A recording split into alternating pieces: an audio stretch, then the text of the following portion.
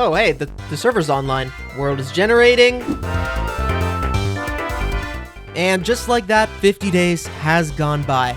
This is the story of my first 50 days on the BattleCraft SMP. This is a Cobblemon survival multiplayer server. We're playing with about a dozen other YouTubers and content creators. Sit back, relax, and get ready for the first 50 days on a Cobblemon server. A whole new venture is about to begin. If you want to see over 200 hours and 50 IRL days of Minecraft playing, then like and subscribe. Let's get started. Imagine combining Pokemon with Minecraft in a flawlessly integrated mod pack, and then take that mod pack and put it on a server with some of the Cobblemon devs and build team, and throw in a half dozen talented YouTubers for good measure.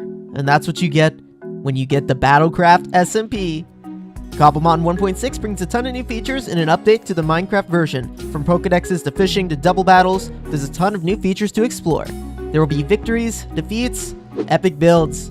We'll make some friends, and maybe even some enemies, and everything in between.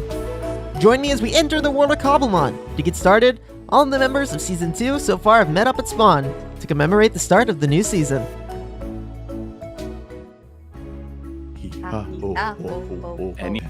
I could take the dragon on, easy. Easy peasy. Bare hands. Oi! Oi! Oh! The intrusive thoughts won. I'm sorry, I'll put it back. I'll put it back. Banned. I'll put it back. Casey and Peep, just go stand there together. Come on. Hold hands. Okay, welcome everyone to Season 2 of BattleCraft. The Cobblemon server based around Cobblemon, of course. Let me start again. Great. Welcome everyone to Season 2 of BattleCraft, the modded server based around the Cobblemon mod.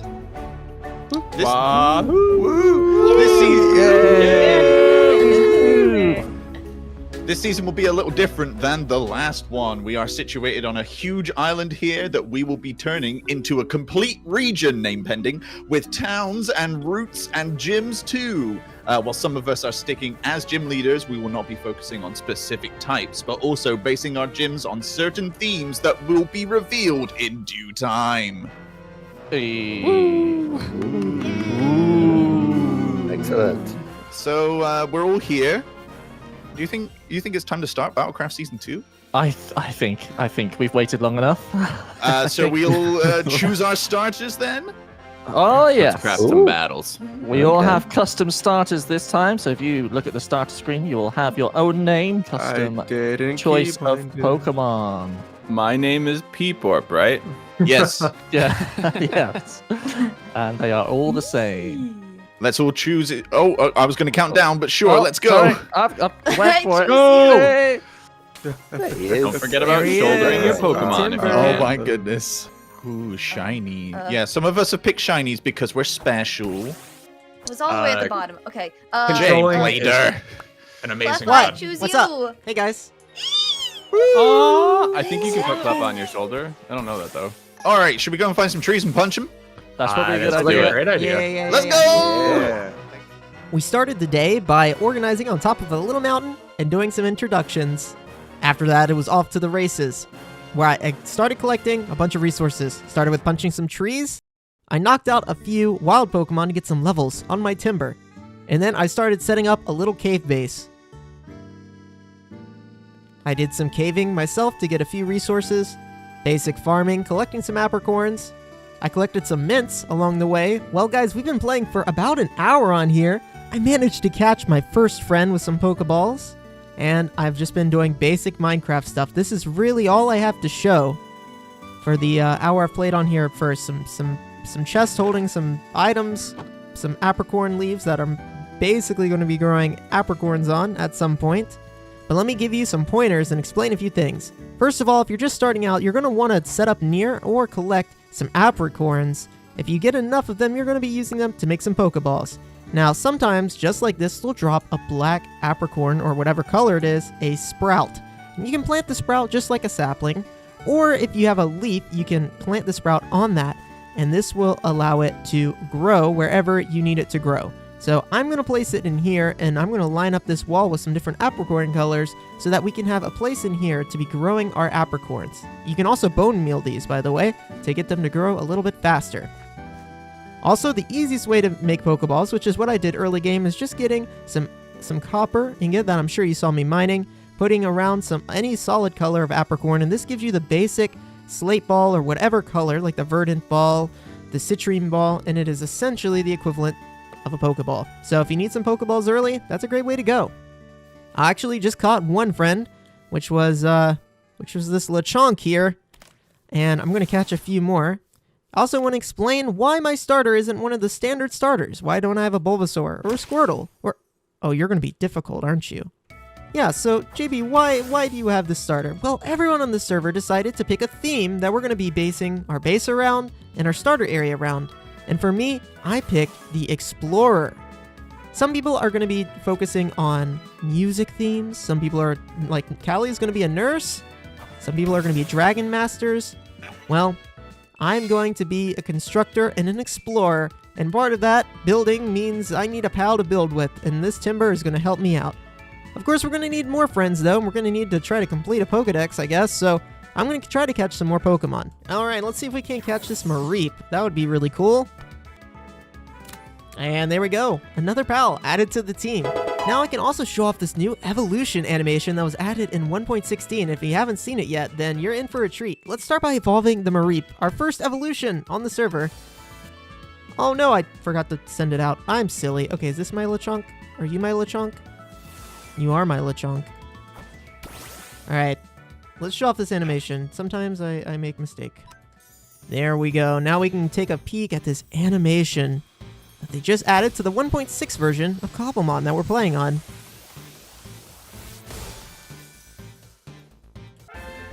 And there we go.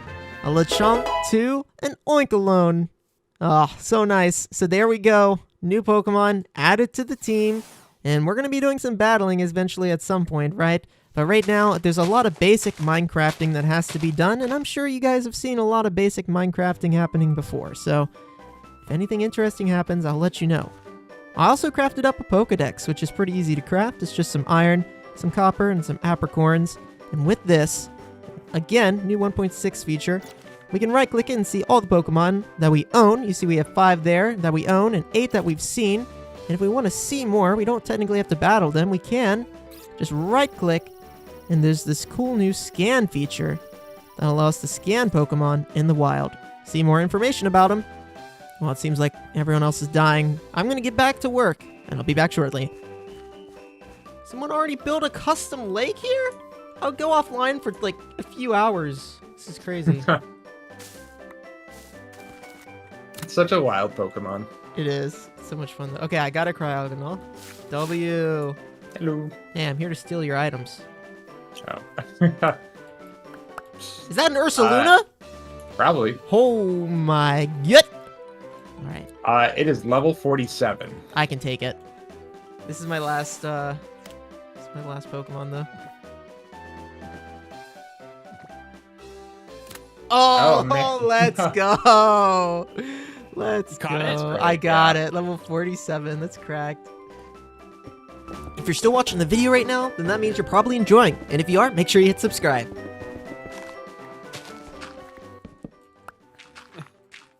More progress has been made, including setting up these apricorn trees. These are the secret to getting Pokeballs. They also can be burned or smelted for dyes, which is good. And you'll notice I set up these little 3x3 areas here on each of them by shearing away the leaves. This will give us ample place to put more saplings, to graft more saplings on, like this one. See how this one's all full?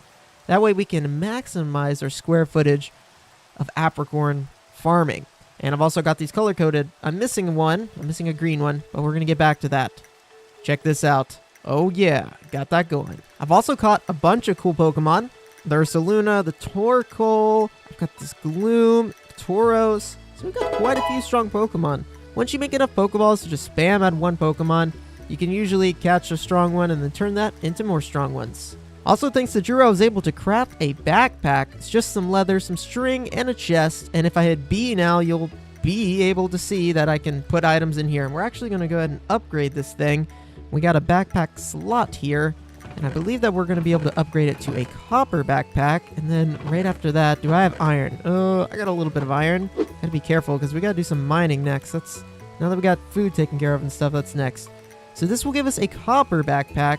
We right-click it. Ooh, yeah, a little bit more space. Bam. Iron backpack, which has even more space. Gold backpack. Yeah, I don't have any gold, so I don't have enough, I don't think. Yeah, we have 3. Lots of things still to do on here, but that's what's so much fun about a server like this is when you start a new world, everyone is so motivated to play. There's so much stuff to do, and there's just everyone's bases are popping up. Look at the apricorn trees over there. Everyone has been working on doing stuff. It is so much fun. I'm gonna call it a day as far as the IRL day that I'm playing. We're gonna come back and pick up doing some mining very soon.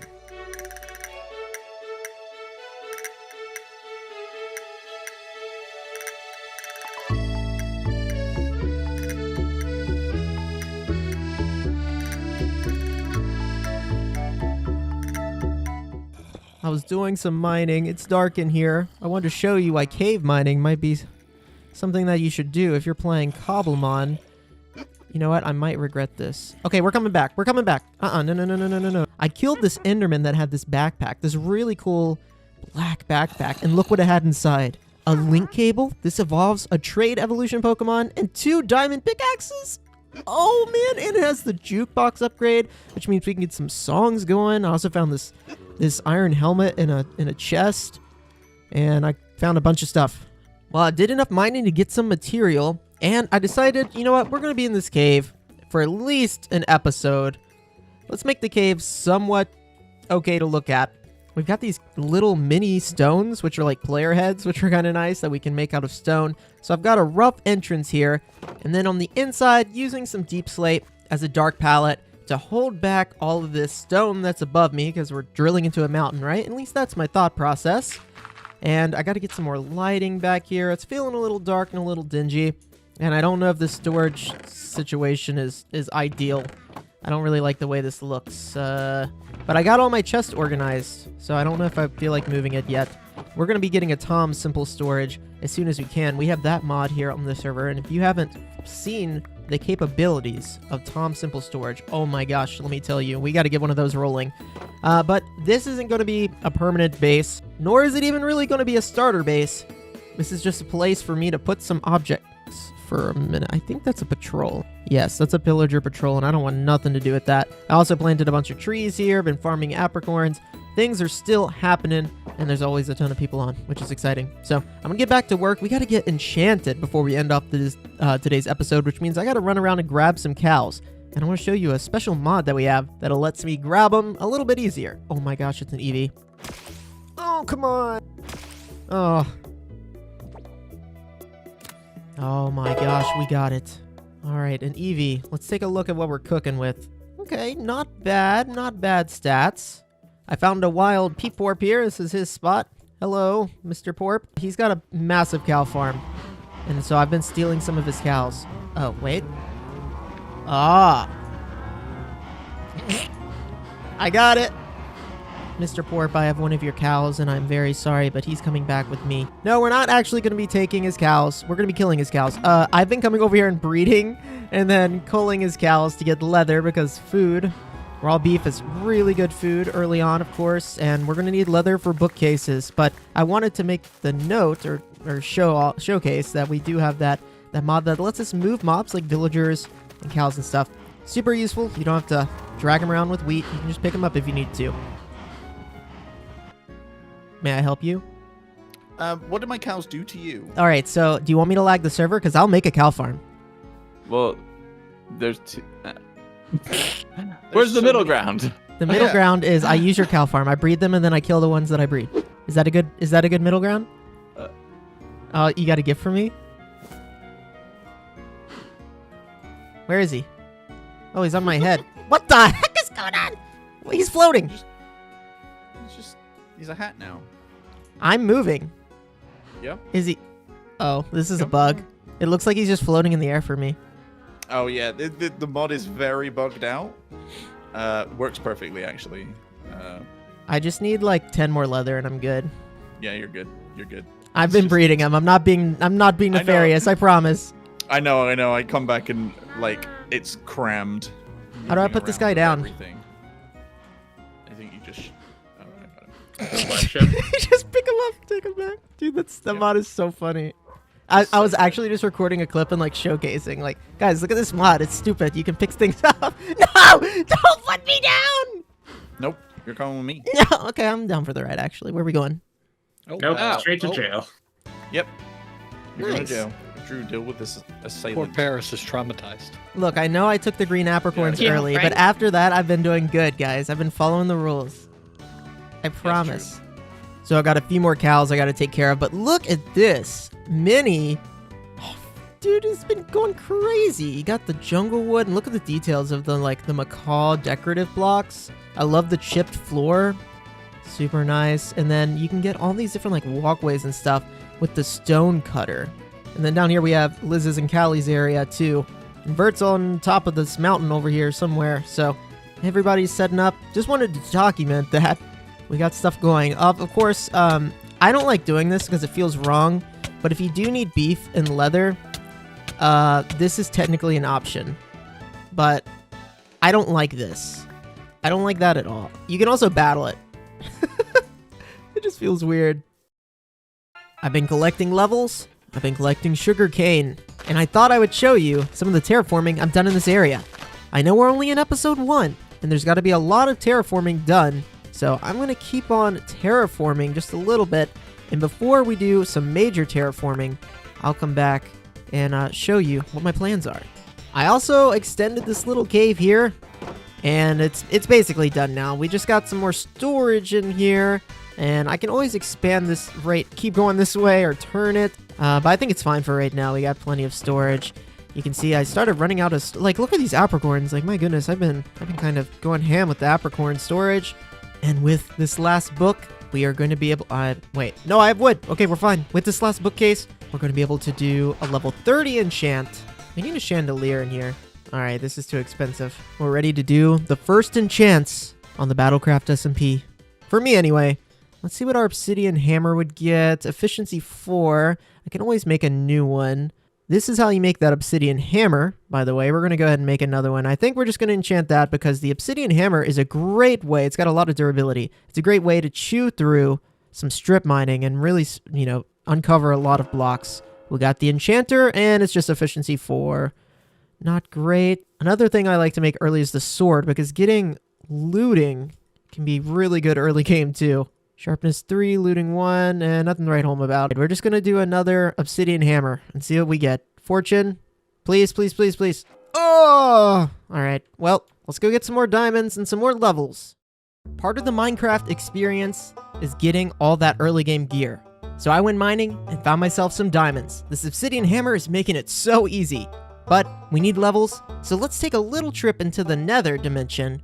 Now that we've got some obsidian, and I'm going to pick up some nether quartz because we're going to need it for our starter base we're building today. And those levels are going to be great. Let's get that achievement. We need to go deeper. And just like that, we have indeed went deeper. I also got the mini-map back on so I can see some shinies. I've been playing with it off because I find it a little distracting at times. Wait, am I wearing gold? I should probably be wearing gold. This is a chance for me to collect some gold. And this stuff gives levels as well as the nether quartz, and that's why I'm here. So, time to do that thing where I get resources again. Ooh. Now this is a cool Pokemon. Magmar and a Magby. Let's see if we can get a double. Double no. These Dusk Balls are really good because they usually use light level. And now that I have a decent amount of gold, I can just kind of make them. Alright, Magmar. Another one down. Well, I got 30 levels, so let's go back and enchant. It's time to get serious. It makes me some diamond gear. Oh, Fortune 3? Fortune 3? Hammer? Fortune 3? Hammer? Ooh, that's pretty good. I'll put all this stuff away and we'll go back and get more levels.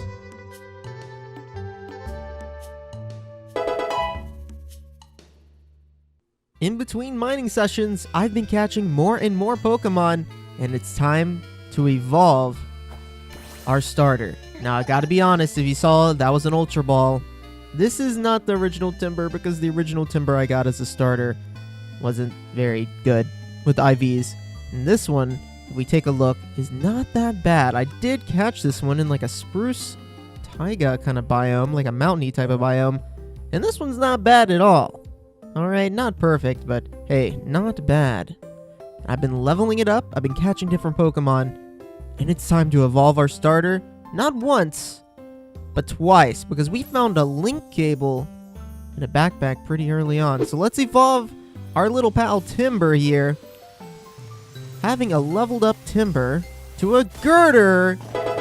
Oh yeah, Girder, you ready to help us build? We'll need that steel Girder there to build some epic builds in the next episode.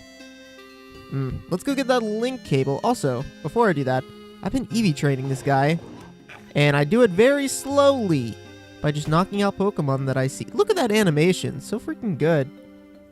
Yeah, I've been just knocking out Pokemon that I see that have the EV yields that I need. For example, see this Bouffalant over here? It gives attack effort values. So if I knock it out with Girder, it's going to get attack effort values, which makes its attack stat higher. Oh yeah, we're level 32 and we just took out a level 44 Bouffalant, which gave us an entire level. Level 33 already. We're really good. Also, you can do switch training. So for example, let's run over here to this Bouffalant. If I send it out, you'll see this Bouffalant is also level 44, and I don't want to take it out. So with Girder, so I'll switch out to this Heracross that I caught, because I figured, you know what, a Heracross, they're pretty strong. They can use that horn to lift a bunch of tall things, and we're as builders, we're gonna need something that can help us lift some tall things. Oh, Head Charge is definitely gonna knock me out. No, Heracross. That's okay. Ursaluna is a great backup. There we go, and another level on Girder. Well, let's grab that link cable. Let's do this. I'm as ready as I'm going to be. Girder seems ready to evolve. And let's evolve it from a Girder to a construction, an engineering, and an architectural fiend. And that is Conkeldurr. Oh yeah, Conkeldurr. Man, first episode, we already got a Conkeldurr, and you see how it's grabbing these stone pillars? We're going to be building some stone pillars real soon, so we're going to need Conkeldurr's help for sure in doing just that. Still more early game stuff to do, like enchanting, getting better gear, and catching more Pokemon, but I'll make sure that you guys don't miss any of the action. Thanks for staying around, and I'll see you in the next episode. Chapter 1 is over already, but the humble hobbit hole is still here. It's nice to come back and see where everything began, because I know where it's going to go. So, let's go ahead and get into Chapter 2. Every day holds new opportunities. Little working bees are working on building their homes, making farms, and crafting an environment to call their own. From the bottom of the world to the top of the mountains, this world is covered in Pokemon. And I've been busy at work training my Pokemon and landscaping some areas for my starter base here in the no-name starter town. Using stone variants and my newly enchanted diamond tools, I started creating tiers of land by slimming down the slopes and creating this wall to separate the tiers. By using this technique, you can get more usable square footage out of the land. And we're going to be using that square footage to do some really cool builds in the not too distant future. But for now, we just got a little slab here of a retaining wall holding back a tier of dirt. And this is a very common landscaping technique. It's very rarely kind of done on this scale nowadays, but it is a great way, like I said, to get more usability out of this space. You can see I flattened out this area a little bit more, and we've got some more wall to build. And I'm going to walk you through a little bit of my process because it may look a little chaotic, but I've got some key words and some key tricks to help you do landscaping like this. I've also been moving all the dirt that I've been collecting into flattening out this area. As you saw from the time lapse, this area is starting to really come together too, and I want to build some on this mountain, which is going to involve making some tiers too. So we're going to have a little valley here in between the two tiers of the land. The server is growing day by day, new builds are popping up, and I am so excited to be playing on here. People over here has some really cool paths that I might pull some inspiration from. We got a tree stump over there, Vert's castle in the mountain is coming together. Of course, Minnie's base and Callie's base all taking shape. And I say bases, but they're really just the starter town. I've also been catching a ton of Pokemon, and that involves beating up a lot of Pokemon too, getting some levels on my Conkeldurr, and I'm kind of lightly EV training it by mostly knocking out these Bouffalantes. They're very high level, they drop Stake, which is great, and they give a lot of experience. And this is a shiny, but it is not mine. It is, let's see whose shiny this is. Property of TTM. Alright, it is Thomas's shiny. It's not mine, but it's a very nice shiny. And we got a wild mini-wheat here. Hello! So as the server architect, I've got a lot of building and setup work that I want to do. As the constructor, I gotta get some construction tools, I gotta get some more levels, and keep enchanting this gear. I myself would love to catch a shiny today, even though that's a little bit harder to manifest, but I'm gonna manifest that one too. And here's a look at all the Pokemon that I've caught. I've gotten a Beldum, which is a really rare spawn. Even got a Riolu, another pretty rare spawn. Chimchar, which is a rare spawn for this area. And I'm just catching Pokemon that I see around that I think could be useful in my construction, or ones that I just really enjoy. I've also been working in the Nether, so let's head to the Nether and I'll show you what I've been doing in there. I've been in the Nether primarily collecting levels because Nether Quartz gives a good amount of levels, and I figured, well, since I'm mining for Nether Quartz and I'm basically strip mining it because we're in just this closed area, I must as well be doing it down at Netherite level. So, oh yeah, I've gotten some Netherite. I've set myself up here a little furnace display, and it is not very fancy. And it's not super automated. I've just got some chests up here that I can load in with some netherrack as I'm mining for netherite. And yeah, I don't even really have good diamond gear yet, but we're gonna need netherite at some point, so I figured must as well do it now, get it out of the way, chop some space here in the nether, and while I'm doing it, I'm getting XP. But I found a zombie pigman that dropped this backpack when I killed him. It was a little dangerous, but inside, ancient debris. And this is a really good item, the smithing template, which you typically only get from bastions, I believe. So this is going to save us from raiding a bastion in order to get netherite gear. We're going to have to duplicate it, but hey, that's not too bad. And this is also not a bad way to get levels. I've gotten 25 ancient scraps.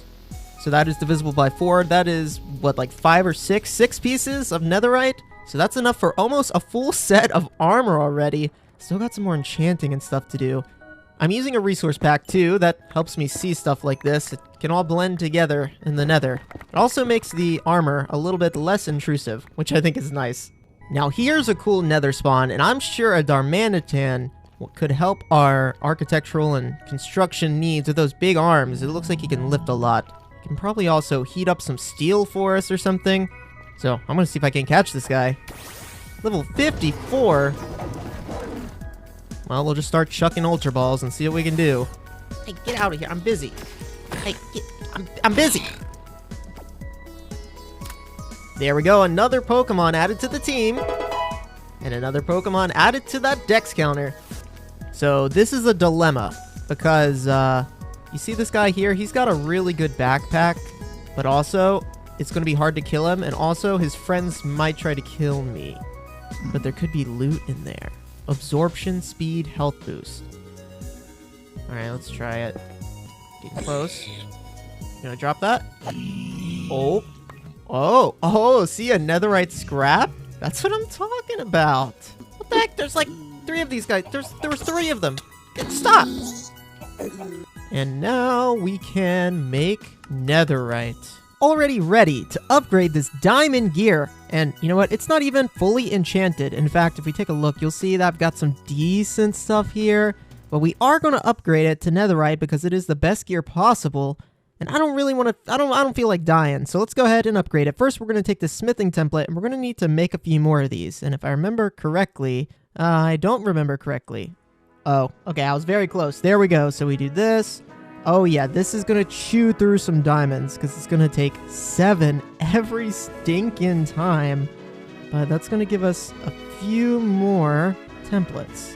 Next thing we need to make is one of these, a smithing table.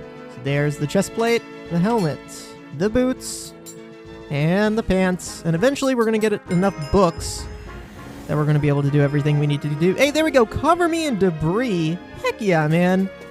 Very nice. I'm looking fancy now. I like the little crowns. I feel like that's a really nice touch. You can still see my skin too, so still very much look like jblader. So now you may be wondering what we're going to do. Now that we got our gear in a much better place, there's two main things I want to do today. One, we're going to be doing a little bit more terraforming out here. I don't really want to make it the main section of this video as far as it's not super interesting, and some people are not going to be interested in seeing how I terraform this thing. But if that's your thing, I'm going to spend a little bit of time talking about it. But before we do that, we need to take care of our storage. You can see I've got just random chests out here, and they've got a bunch of stuff in them. It's stuff that I've been using to terraform. I've got random chests here, and random chests everywhere that are starting to just take over, and some people call them chest monsters because they keep growing and growing and they take over. Even, look over here, even these chests are starting to just be filled with random stuff that I'm too lazy to actually sort into any level of organization. So I did a little bit of digging back here, and you may have seen it on the mini-map, and I just made a giant area. This giant area back here is going to be used to make a complex Tom's Simple storage, and we also have auto crafters on here, which I want to play around with eventually, but today we're just going to set up a Tom's Simple storage, and hopefully I can figure out how to use it with drawers, because that's not something I've done before. There's a bunch of different ways you can make Toms, but I want to make it as efficient as possible and hopefully find the best storage solution possible. Also, I realized the other day that these pillagers no longer in this version give you the bad omen effect. That was the main reason why I didn't want to fight them last time. Now, they give you... They're also really freaking stupid. Like, they're so stinking stupid, and they don't understand bamboo at all.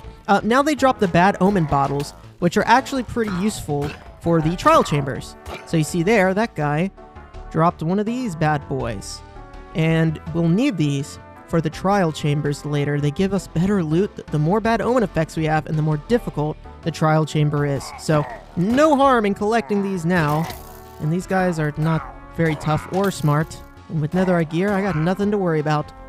Friendly reminder, if you're playing with just enough items, or the inventory mod, you'll be able to see all of the items you need if you and then search the name of the mod. And the mod we're playing with is Tom's Simple Storage. These are the items we're going to need to craft. An inventory connector. This is one of the more expensive ones because it needs an ender pearl and a diamond. We're going to need a storage terminal and eventually a crafting terminal, which is 4 diamonds. I'm going to be making some crates and then the inventory trims, which I find very useful too. Just some chests and some wood. And we're eventually going to be making a wireless terminal, which we'll need some amethyst for, and another ender pearl, and eventually going to be upgrading that to an advanced wireless terminal. So that's basically all the items that we're going to need. I'm going to get those crafted up. What's up, Jay? Oh my goodness, look at you. Okay, I've been busy. I've been busy with the netherite, okay? You have a shiny Beldum already? Well, that was my starter, actually. Oh, so, okay. yes, but no. Okay. Oh, look, Enderman, exactly what I needed. Well, if I get ender pearls right now, then I don't need yours, and I can keep my items to myself. Ow. Rude. Hey, this is how capitalism works. Oh, I didn't anything with... Oh, 10? Yeah, I got a bunch of You those. would have those, though. I have like 20 Makes of sense those. you would have those if you've been in the nether, yeah. Yeah. I have a ton of stuff like that. I just need ender pearls because I'm trying to get a Tom set up already, and they take ender pearls, and I just don't have any. Beautiful. Oh, that is so helpful. You sure this is... I don't need this many. No, that's good. Okay. You're good. Sheesh! I should show you, now that we've traded, come with me, because there's something you should know about. Also, I'm area so looks great tempted at to night. catch that Mareep. I don't know about that. If capitalism works one way, it works the other way. Yeah, steal it. No, I think it's Thomas's. He won't mind. How much netherite Ow. did you get so far? I have like 2 more pieces outside of this gear right here. Okay. But I was like, Oh. I need levels, and just mining for nether quartz, like strip mining for nether quartz, just was the fastest I found. That's fair. You but have so this many might be backpacks. faster. You have what? I have a 5 spawner here, so... This is what the heck? This is my brain. Okay, hold on. What If is? you need any backpacks, What are I have these? plenty. Spiders? Spider and cave spider. So you have. This looks great too, by the way. The tough. Oh my gosh, it looks like. Thank you. Oh, it looks so good. So you There's have an 5 obsidian spawners O in on there. the backside, if you didn't notice, just saying. There's You know, 5. My brain is short circuiting. you can get some XP here if you really want to. Okay, so, yep. So you got 5 spawners, and then you're just shooting them up 20 something and then dropping them 20. So that's how you're getting the backpacks, too. Backpacks are so good. Yes. Yeah, you're welcome to take as many of these as you want. People are leaving them instead of throwing them out, but we are definitely at critical mass here, I think. I think I put like 6 down, and the rest have been just whoever else is coming here. Also, if you want to see, this is how I filter like the loot. There's no loot setup here. But if you have an advanced void upgrade and stuff, you can just filter out like, oh, let's get rid of all this gear and everything. Okay, gotcha. I don't have anything like that.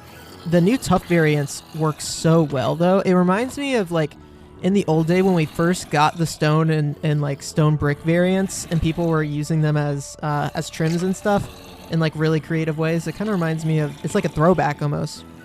Oh yeah, I definitely feel it. Phantoms in here. What the? Wait, what? There's a phantom in here. Okay, well I might take advantage of this. Yeah. If nobody's around. How do you get? So this is I'm bad at Cobblemon in the sense that I don't know how you get. Where do you find the tumblestone things? They're in ruin structures, but if you need them, Cap has them, and you're welcome to grab a black one from me here. I'm gonna go find them the old-fashioned way, but thank you though. I was just curious because I haven't found any, but I have not done any brushing yet. But they grow. Just so you know, you can see in here. They grow next to magma. That's the only way that you can get them to grow is next to magma or lava. They need to hot block. And so if they're adjacent like this or diagonal. Yeah. That makes sense. Well, I love the introduction of that because, again, Legend Arceus, my favorite Pokemon game, especially of recent. I mean, beautiful game. Beautiful storytelling. Very good. So I like the addition of the ancient Pokeballs. Very cool. And very fitting for your base. Also, this place looks... You're killing it. Like, this looks really good. Thank you. Thanks. I'm hyped. It's almost like you built before. This is crazy. Well, thank you for your ender pearls. I'm going to get back to it. You're welcome. Good luck out there. I appreciate it. See ya. I'll explain how this works, and then I gotta spend some time moving items. But we've got these drawers, and they are set up using these inventory connectors, and then I've also upgraded them by using inventory upgrades so that they can hold thousands and thousands of stacks of items each. The emerald upgrade, the upgrade number 5, you can load up these things with a bunch of those and stores tons and tons and tons of items in just one little barrel. In fact, in this one I have like 8,000 or more different types of items. I've got them connected with this inventory pipe, which is connected to an inventory block here. Now, all this is doing is basically saying all of the trim. I think this is also excessive. You don't need all this trim. You just need one of these in these chests. But anything connected to these blocks here will be part of this inventory system. And that means you can see all these chests here. I've got some items in here just to test. And if we run back into my little storage area here, this is the crafting terminal, and you can see all the little items that I threw in there are here. Those barrels or those crates are holding thousands and thousands of cobblestone and deep slate. And if I sort by item amount, you can see just how many items we have. So these, I can throw these in there, I can throw these in there. I can do all my crafting in this terminal now, and I can even make a wireless terminal here. That'll allow me to access this thing just about anywhere. Now we're going to need a beacon in order to access it in all the dimensions and when it's loaded and when I'm out of chunks and stuff, but this is a great start. Now it's time for a building tutorial with jblader, and I'm going to explain how I do these tiers, these kind of organic tiers of terrain. So step 1, of course, is going to be clearing back some dirt so that we have some space to work with. And then let's start with the tuff. The tuff is going to be our foundational layer. We're going to be doing this like 4 high, and we're going to mix in some cobblestone sporadically at the top and very sporadically or very randomly at the bottom. So as I go up higher, I am adding more and more cobblestone, a higher concentration of cobblestone. And these two textures are very complex, and they compete for attention a little bit, but it's a great way to show that these parts of the stone are like holding a lot of the pressure back. Now, I don't want anything creepy crawling spawning back here, so I'm also going to block in the back areas here, or fill it up with some cobblestone, just so we don't get any random zombies sitting here and taking up a mob cap. Step 1 is done. Let's hop down here.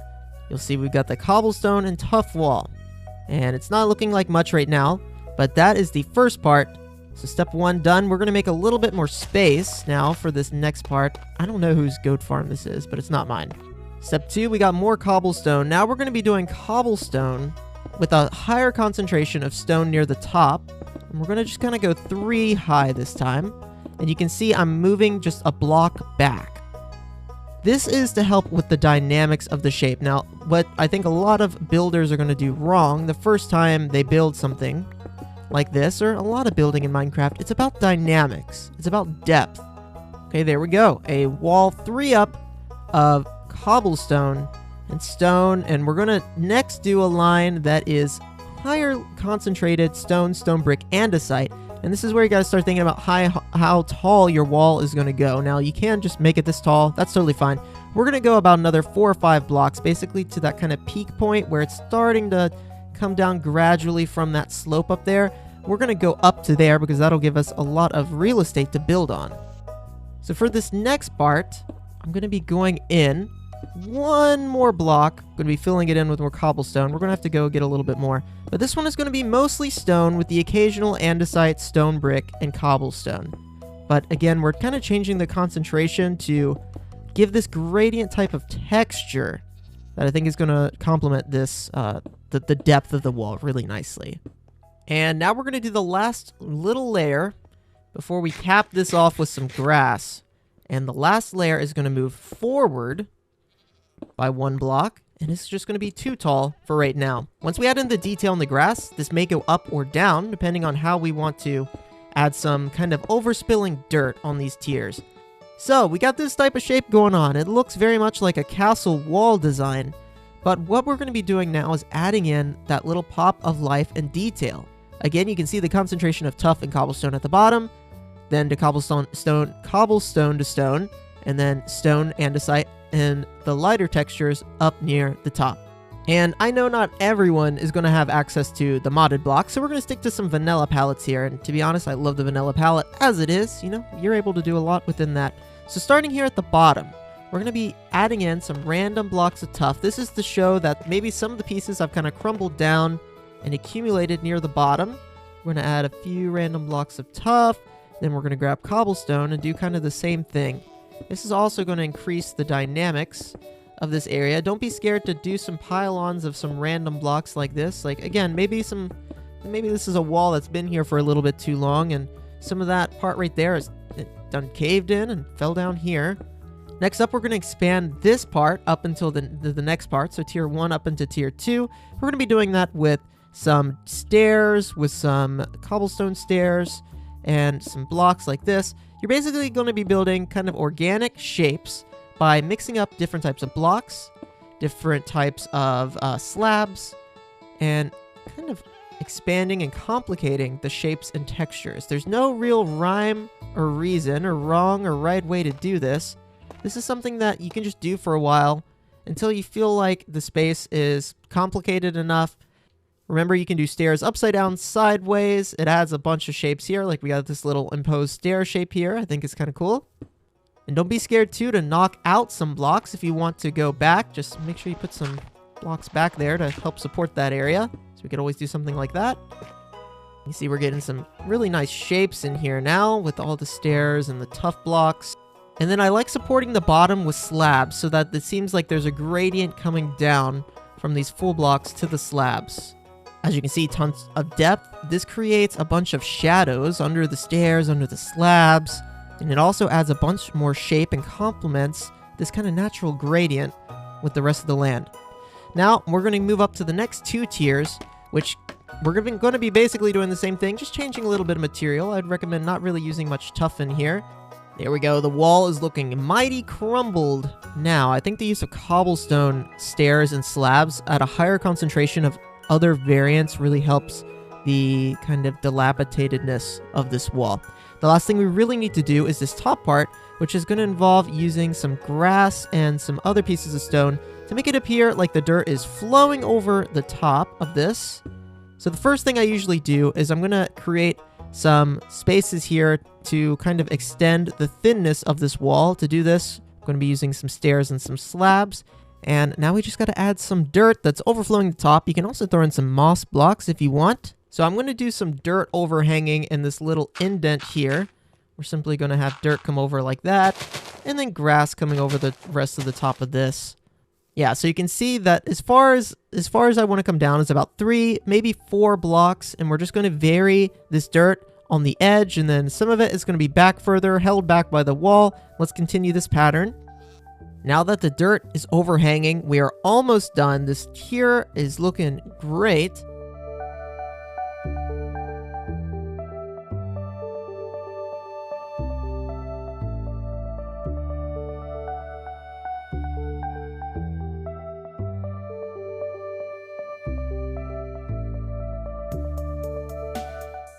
One waterfall, a few custom trees, some custom bamboo, and a lot more greenery later.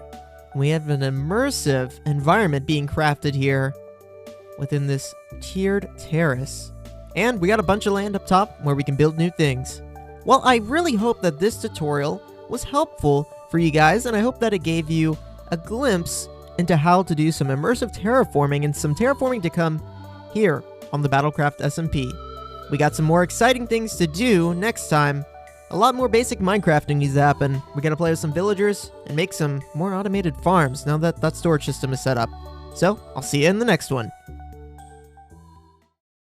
Well, as we turn the page off of Chapter 2, 40-odd something days later, I still haven't finished terraforming the entire terraces here in the town.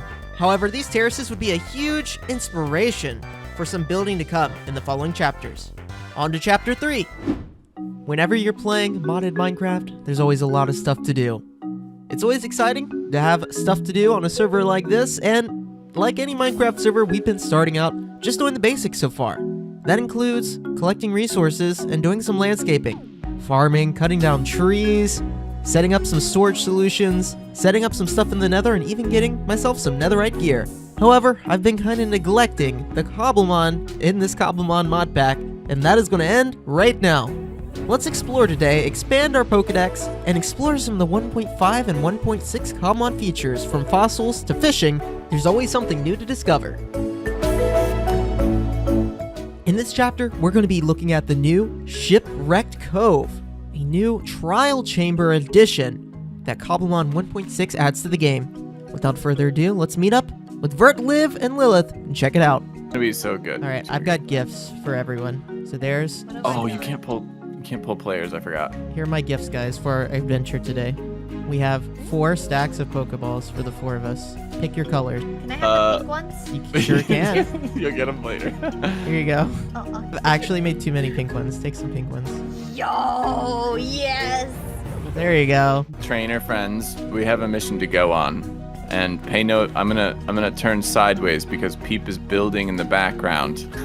Look at him go. Oh. Goodness gracious, he's going. And it's just flying up. Yeah, I'm gonna go this way. Okay, there is a new structure in Cobblemon called the Shipwreck Cove, where there are bad guys, and we as good guys are bound to take them out, right? Okay. Yeah, works for me. Okay. Good guys take out bad guys, right? Yeah. So it could be really dangerous. I don't really know. I haven't done one in survival really. So it could be horrifyingly hard. And that's why I think we're gonna find it and set up an outpost to keep people safe while we're doing it. It also, I will say that trial chambers get exponentially harder, I believe, the more people that there are. So you can get like swarmed basically because it'll spawn more Pokemon per round, per like wave. So that's a thing, a concern, or an exciting factor, we'll call it. Oh, okay. So we get there using a map, right? Yes, and we can find you guys a map. I didn't put a marker where I found this map, but I'm pretty sure we can find it again. And with Looter, you guys can definitely get in on that. Oh, nice. Awesome. Yeah. Where so do let's they try kind and of find naturally? Where do they kind of naturally spawn? Shipwrecks? Or... Well, there's 3. So there's 3. What do we call these? They're like cookie crumb structures where you can take, or you can find one of these structures, and then from that structure you'll get a map, and then with that map you can find the Shipwreck Cove. Oh, okay. Nice. Excellent. Lead the way. Yep, so we gotta find the fishing boat. Water bucket. Oh, you didn't tell me that. You didn't tell me I'm to sorry. bring that.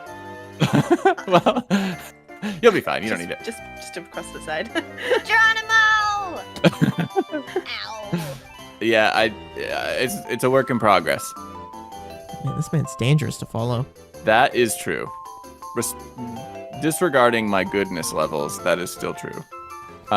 This is the there's like a bunch of caves down here, and some of my villagers, which if people need them, you're welcome to them. But I think also Lilith has some. And I don't know. I was just gonna boat off. So let's do it, Liv. Whee! I didn't have an extra boat. I'm sorry. I probably should have made one. That's okay. First doesn't tell me to get a bucket, then doesn't tell me I need a boat. Well, we were going to a boat. There's a I boat feel down like here. that was Okay. communicated. Okay, I'm ready. Yeah, you wouldn't think Okay. you need to bring your own boat to a boat. Right? What the? On the ocean What am again. I scanning? Oh. What are you scanning? Oh, my you got a- Pokemon on my you got a shoulders. Pokedex? Oh, I was Do you have a trying to Pokedex? scan I do have a your Pokedex. Beldum. Let's Heck scan. Or your arm's getting I tired don't know, I just work here. from rowing. Do we have any like travel songs? That's perfect. I'm Keep just gonna going. throw Pokeballs Gently as we down go. the ocean. Yeah, go for it. It's like Pokemon Snap. Down the stream. your boat. Life is Johnny. So I think this is one of the beaches where I found one, but I'm not 100% on that. Are we looking for something that's submerged? It's gonna be on the sand. The one that was over here. There's like a submerged one, and then there's like a beached one, and there's one other. Maybe it's like a deep ocean. I don't remember. But oh, ravine. But I think there was one over here, and it should be just like a spruce boat, a little spruce boat.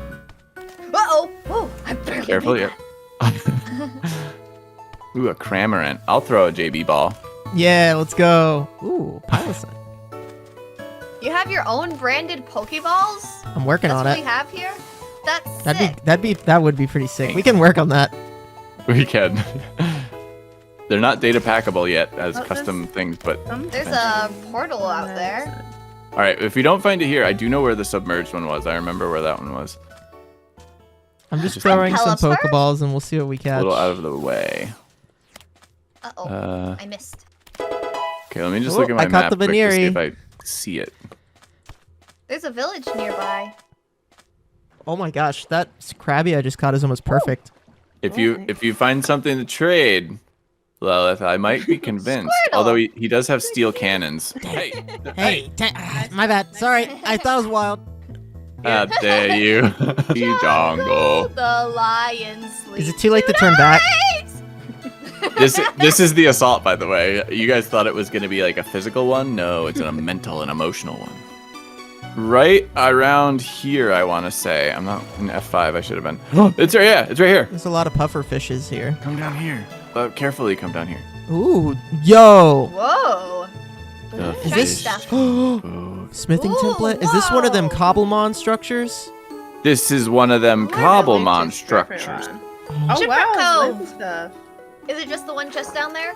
Yes. Okay. I got a smithing upgrade. That's pretty cool for my fishing Nice. rod. Oh, a Poke Rod upgrade? And I think got the they're map. assured. It doesn't have like a marked entrance like a lot of structures do. Okay.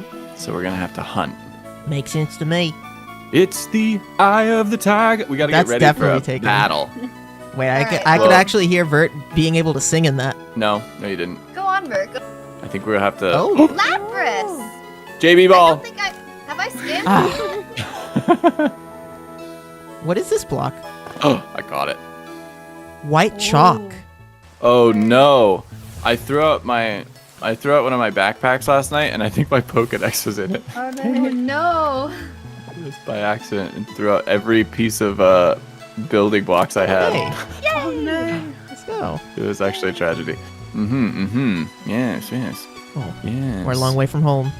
Are there purple Kecleons in this world? Shinies? No, shinies aren't even purple, are they?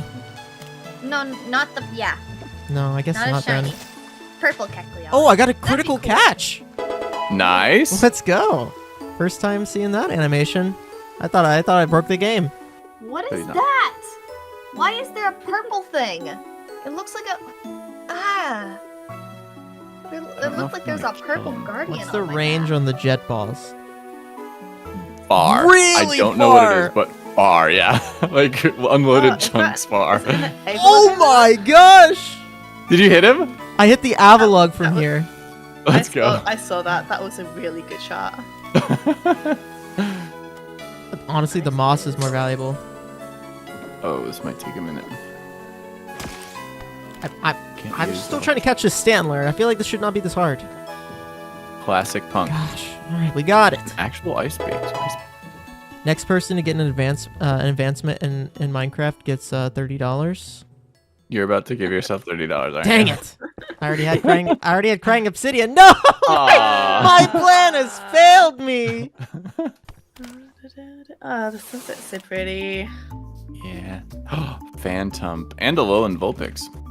Alolan Vulpix? All right. Yep. That's my last. There's one back here. That's my last Pokeball in the Alolan Vulpix. I'm giving up on that one. Okay. Oh, Here, I got it. Let's go. They show up quite a bit.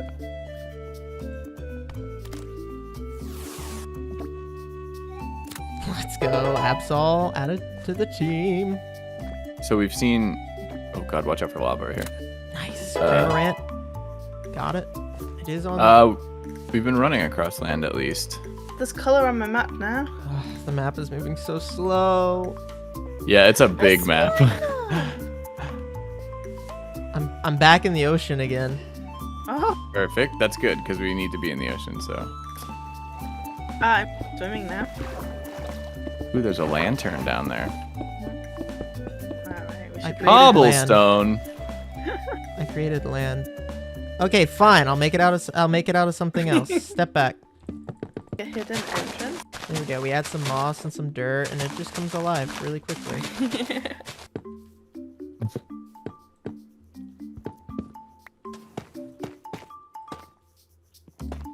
There we go. We built a shack. Well done, JB. Very cute. Speed building. Yes. I helped. With- Yep. It was French not an alone windows. task. Are we ready? Once off is I don't know done what fighting. I don't know what I'm about to find, but I think I'm ready. No, let's go. I think so. So we're looking for an underground structure. Underwater. Yeah, it looks like it's just off to the over here. But it could be kind of hard to find because ooh, that's actually could be it right here. We're looking There's for giant kind of a circle over there. no, it won't be. If you guys come to me, I think this might be it. And I'd rather we all go together if it is it. Don't Yeah. do that. Oh, I see There's a stuff door. on the map. There's a door right Get in here. the door, get in the door, get in the door. Get in the door, Liv. Thank you. Oh. Ow. You keep that one. I'm being shot. This is Oh, it, I think. Yeah, this is it. This is it. We We found found it. Oh. This is beautiful. So what is the name This of is this? Wow. so that's Oh how my the God. entrance work, guys. This is the Shipwreck Cove. Shipwreck Cove. Epic. This is the not submerged one. Wow. Oh yeah, This is amazing. Oh, this is so cool. it's a really cool Whoa. structure. Oh my goodness. There's phantoms. Why are there Yes, phantoms? there are phantoms. Oh, there's a spawner over here. What Oh type yeah, of we got spawner trial are spawners you? already active. Oh, a bog. It's time. It is. Now we must reclaim the cove. Ow. The phantoms are so annoying.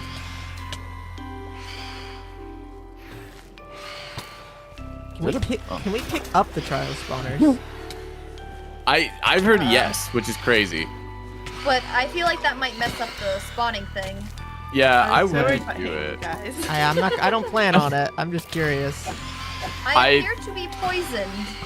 They shoot I feel like poison turning arrows. that off in the config is almost a good idea, but I don't know. Woo! No, Live Liv! again. I'm fine. Bad way? Well, it's a short walk back at least. Oh yeah, that guy poisoned me. Yeah, they shoot poison arrows. Ow! Oh, there it is. I was gonna say. Oh, Ooh, can you go? there's some Oh, coins and rare candies. Oh, I stole them. Really? Yep. So Oh, I you have a mentioned a long shield. time ago in Discord, and I didn't want to tell everybody where the rare candies come from that are like renewable. This is it. This is why they're special. I don't think we should move these, but we should be able to like take control of them if we want. Yeah. Oh, there's gimme coins, lots of them. Woo! That's Oh that- my goodness. That's that treasure's booty I was talking about. Yeah, there's a What? Oh, bunch of cool stuff. I don't think these have looter stuff yet. They're like Ooh, I got some whatever, stuff with compat. This thing. holy moly. What did Here I I get? go.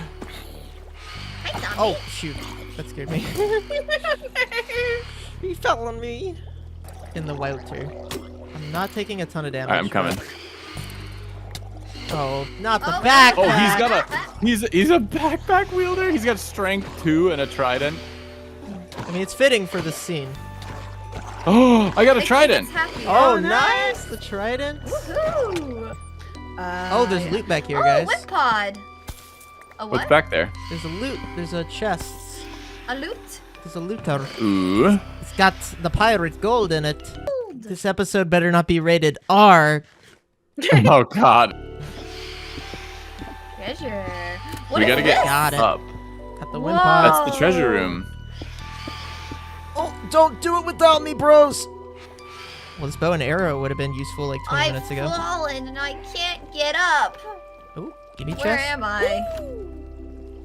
Oh, There's so much. aha! Did you guys look Hey. at these? Did you guys look in here? Oi! There's so much stuff in here. That's the Oh, treasure missed. room that we were We were waiting. waiting for you to come up to. So can I have it all? which is No, I'm the best joking. way up? Well, I just wanted to showcase what this is what the treasure room looks like if you guys find in your own world. Not too bad. Yeah, the only thing that you don't see is this. Although it's not actually like this. It gives like a portion of it when Okay. it spawns like this. But this is like 81 coins the way I crafted it. But it's Okay. only like probably 30 or something like that when it spawns. We gotta get these Nice. phantoms out of here. We still have another spawner that's I active. just want to get these phantoms out of the way. Nice. It's so annoying. Why do I hear whispering? Are they That gone? spawner's still active, so they gotta be somewhere. There's, Is it, oh, like, there's up? one up there in that corner. I can try to sniper. It's up here, right? Got it. Nice. Nice. Oh, that was your first time doing take 8 too? Yep. I get that $30 for the achievement that I mentioned 40 minutes ago. Oh my god. I turned Ah. on hitboxes. They're up like Got a Zubat. all the way up there. Also, I should have saved my pearls for getting out of here, huh? Oh, that was Okay, really we gotta cool, go. Amazing. This is I really actually so like cool in this. survival. Oh, I yes, have it is so seen well it, done. but this is sick. Oh no. Uh-oh. Hey, he found us. I don't have my bow with me, Got unfortunately. it. There's 2 more. Can you see them, Liv? Over there? They're way up there. Oh, it's I don't know if you can really hit those. dark. Okay, I'm gonna bone meal this glowberry vine. Maybe we go back to the staircase. All right. Skeleton heads. So you got the other one? Yeah, I got both of them. How'd you get the other one? Ooh. I feel It's like a I'm in steal. I'm in like a noir film. All right, first trip into the Nether for me. Same here. Oh dang. Man. $30 more. There we are. No, that's not how that works, and you know it. That was enough adventure for one day. After we finished with the Shipwreck Cove, we headed back to the main region through the Nether, which took another about 30 or 40 minutes. Wasn't exactly the most riveting content, so go ahead and we'll cut that out. But I want to thank Vert for organizing that, and he knows this Cobblemon stuff great as a member of the Cobblemon team. Really fun to play with him and Liv and Lilith. They were so much fun to play with, so thank you guys for joining me. I really appreciate it.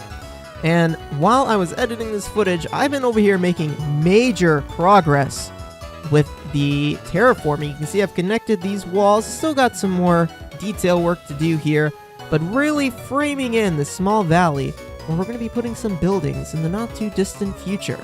Of course, we're going to be doing more Cobblemon and exploring more of the 1.6 Cobblemon features in the next episode. So if you want a better showcase of everything that 1.6 Cobblemon has to offer, then this is where you got to be, or check out the other members here on the BattleCraft server.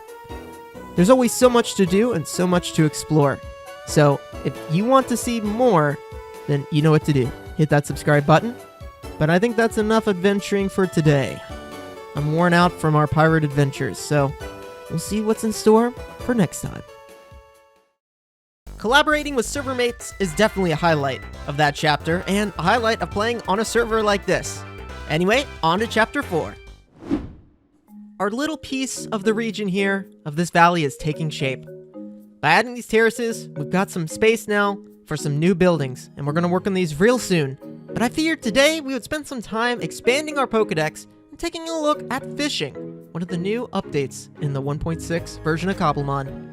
Grab your fishing rods and stay tuned because this chapter, it's all fishing.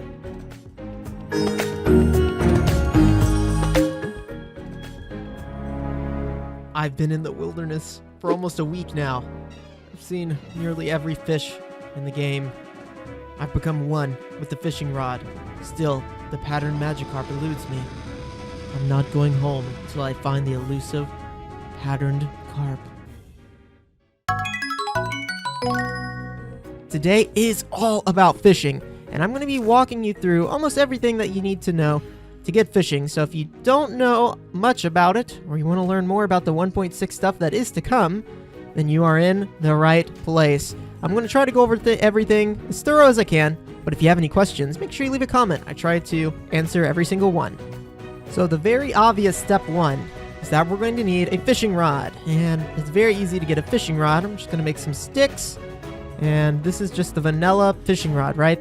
We're going to want some good enchants on this. I'm actually going to make another one because we're going to be enchanting some stuff, but right now I don't have any levels. So I'm going to hop over to Vert's little farm, get some levels, and I'll be right back. You're basically going to want to do this before you do anything else, is get a good vanilla fishing rod. I'm here to... Wait, this guy has a sword. This is new to me. I'm here to steal some experience. Gimme, gimme, gimme. Levels have been acquired. So we've got 2 normal fishing rods. Let's grab some lapis. We'll enchant these. You don't have to do this to fish, but having enchantments on your fishing rod will help catch rates. Well, I'll keep working on getting a good fishing rod, but let's say you do have a good fishing rod. The next thing you're going to need is a fishing rod smithing template upgrade, which is a new addition to Cobblemon 1.6. And there we go. I've returned to the scene of the crime last time when we were checking out the Shipwreck Cove, which was really, really cool. I've returned out here because of a few things. One, we're going to need to get some prismarine shards, and the easiest way to get that is going to be going over here and taking out some guardians. Now, we need them in order to duplicate the fishing template. So if you are playing in your own world, and you only really want one fishing rod, then you only need to find one template.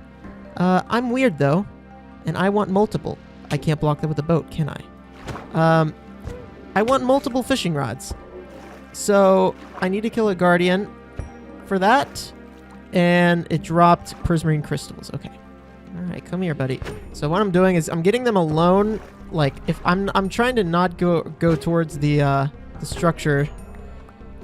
All right, there we go. Prismarine shard. I only technically need one for today, but we'll come back and eventually we'll have a guardian farm and all that good stuff.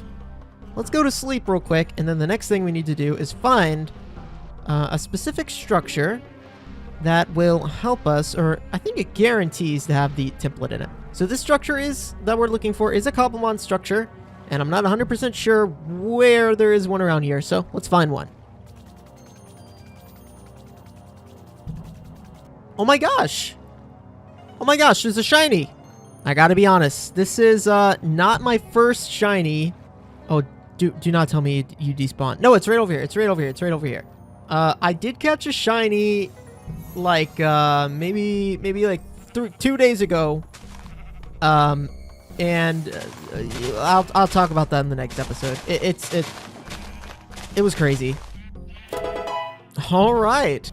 There we go. A Bonnelby added to the team. All right, here we are. I found one. And it did take me about 15 minutes of running around. I find they're often near some other type of vanilla structure, and also they almost always force spawn a Delmise when you're near one of these structures. I really, really like this Pokemon. Super unique typing, really cool story. The ghost grass type, I believe. So we're going to try to catch this one and add it to our collection. Yes, there we go. Delmise added to the Pokedex. So I'm going to check out this vanilla shipwreck first.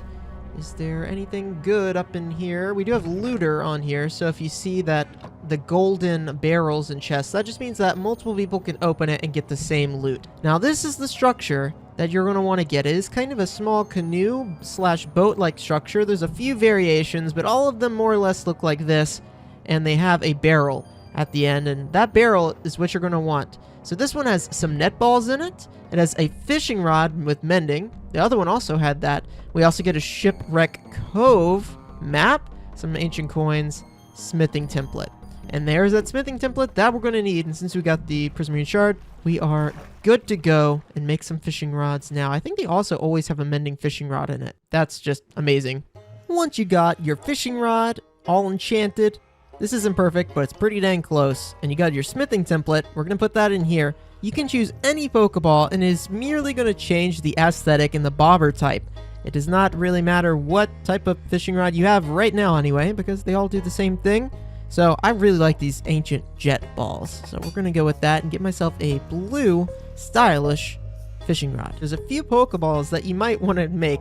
I've already got a few of them here. The net ball, which is going to be a multiplayer on water or bug type Pokemon. Very useful. The dive ball increases if they are underwater, a 3.5, which is a huge amplifier on that. And then the lure ball, which is a 4 times on Pokemon that you catch with a rod. So all of these are going to be super, super useful for catching Pokemon. And that's really what we're trying to do today, because I would love to complete the dex. Even though there are over 1,000 Pokemon in the Pokedex, not all of them are in the base game of Cobblemon yet. However, if you look here at the dex, you will see that I've got 95, and all the ones that aren't in the games will have these little X's on them. So yeah, not all the Pokemon are yet in the game, but they have new additions every single update. And as new stuff is added to the game, we'll try to catch all the new additions. The last thing you need before we get started is some berries for bait. So there are a bunch of different types of berries that you can use. Some of them are going to be for getting a hidden ability or for raising the potential EVs or IVs of a Pokemon, and most of those are the hybrid. The Starf Berry is going to increase your chance of getting a shiny, but today we're going to be using orange berries and primarily citrus berries. Even though they are a hybrid berry, the citrus berry is going to be great because it's going to reduce that bite time by about 50%. So with Luck of the Sea and Lure on top of our enchanted fishing rod, the citrus berries are going to be great. Now, the easiest way to apply these to your fishing rod is to simply hold it over and right-click it on your fishing rod inside of your inventory. It'll say citrus berries times however many applied, and your baits are good to go. You need to basically be using a bait in order to catch anything. Let's get out our sky rod here and try to catch some Pokemon. This has a custom animation really similar to the Minecraft fishing, of course. There's little droplets of water, and then you'll see a line of droplets going to the bobber. It pulls down the bobber, and sure enough, we've caught a Sea King for the first Pokemon. Not too bad. Let's see if we can't do a little bit of damage to this thing without knocking it out. Oh, down to about 10%. Not too bad. And now these lure balls, like I said, 4 times the multiplier on these for anything that we catch with the fishing rod. This should be almost a surefire catch. Nice, and another Pokemon added to the dex. So just a hop, skip, and a jump to the south of the starter town, which is probably going to be like the capital of this region, is a peninsula. And this peninsula has been claimed by me, and we're going to be doing a ton of building here. In fact, I've started building some stuff off camera that we're going to be showcasing in the next episode. But what is nice about this peninsula is it has tons of access to water, and before we continue fishing, I want to build something to fish off of.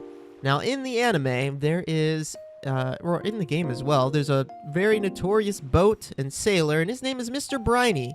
And I grew up playing the 3rd gen games, Pokemon Ruby, Sapphire, and Emerald, and Mr. Briny was a sailor whose boat you had to ride in order to get from Petalburg to Dewford and to Dewford to Slateport. And we're going to be building or recreating his boat today in Cobblemon, and we're going to be doing some fishing on top of it. So let me head down here to the southern tip of this peninsula out here in the ocean, and that is where we will build Mr. Briny's ship. I eventually want to do some docks and some other type of infrastructure, but I think for now, just a boat to fish off of will be a great start. So here we are in the southern part of the island. There are a bunch of Pokemon here in this river biome. We have a beautiful beach biome here with a ton of other really beach-themed Pokemon, like this little Wiglet here. And out here on this ocean is where we're going to build Mr. Briny's ship. So I think this is the most beautiful, perfect spot for this. And I can't wait to see this area filled with awesome builds. Maybe a shipyard. That would be pretty cool. Something like Slateport City. But for now, let's start modest with a humble ship.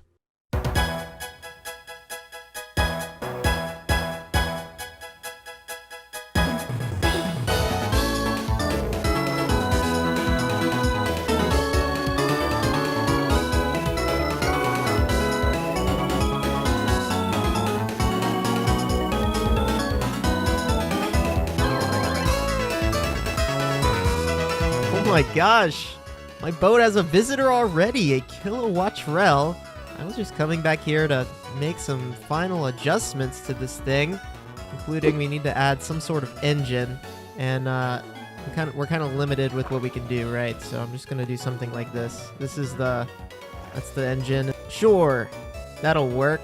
Hey there, buddy. Should we catch this guy? I've only got like Ultra Balls, and then I've got a bunch of Pokeballs for fishing, but we're not ready to fish yet.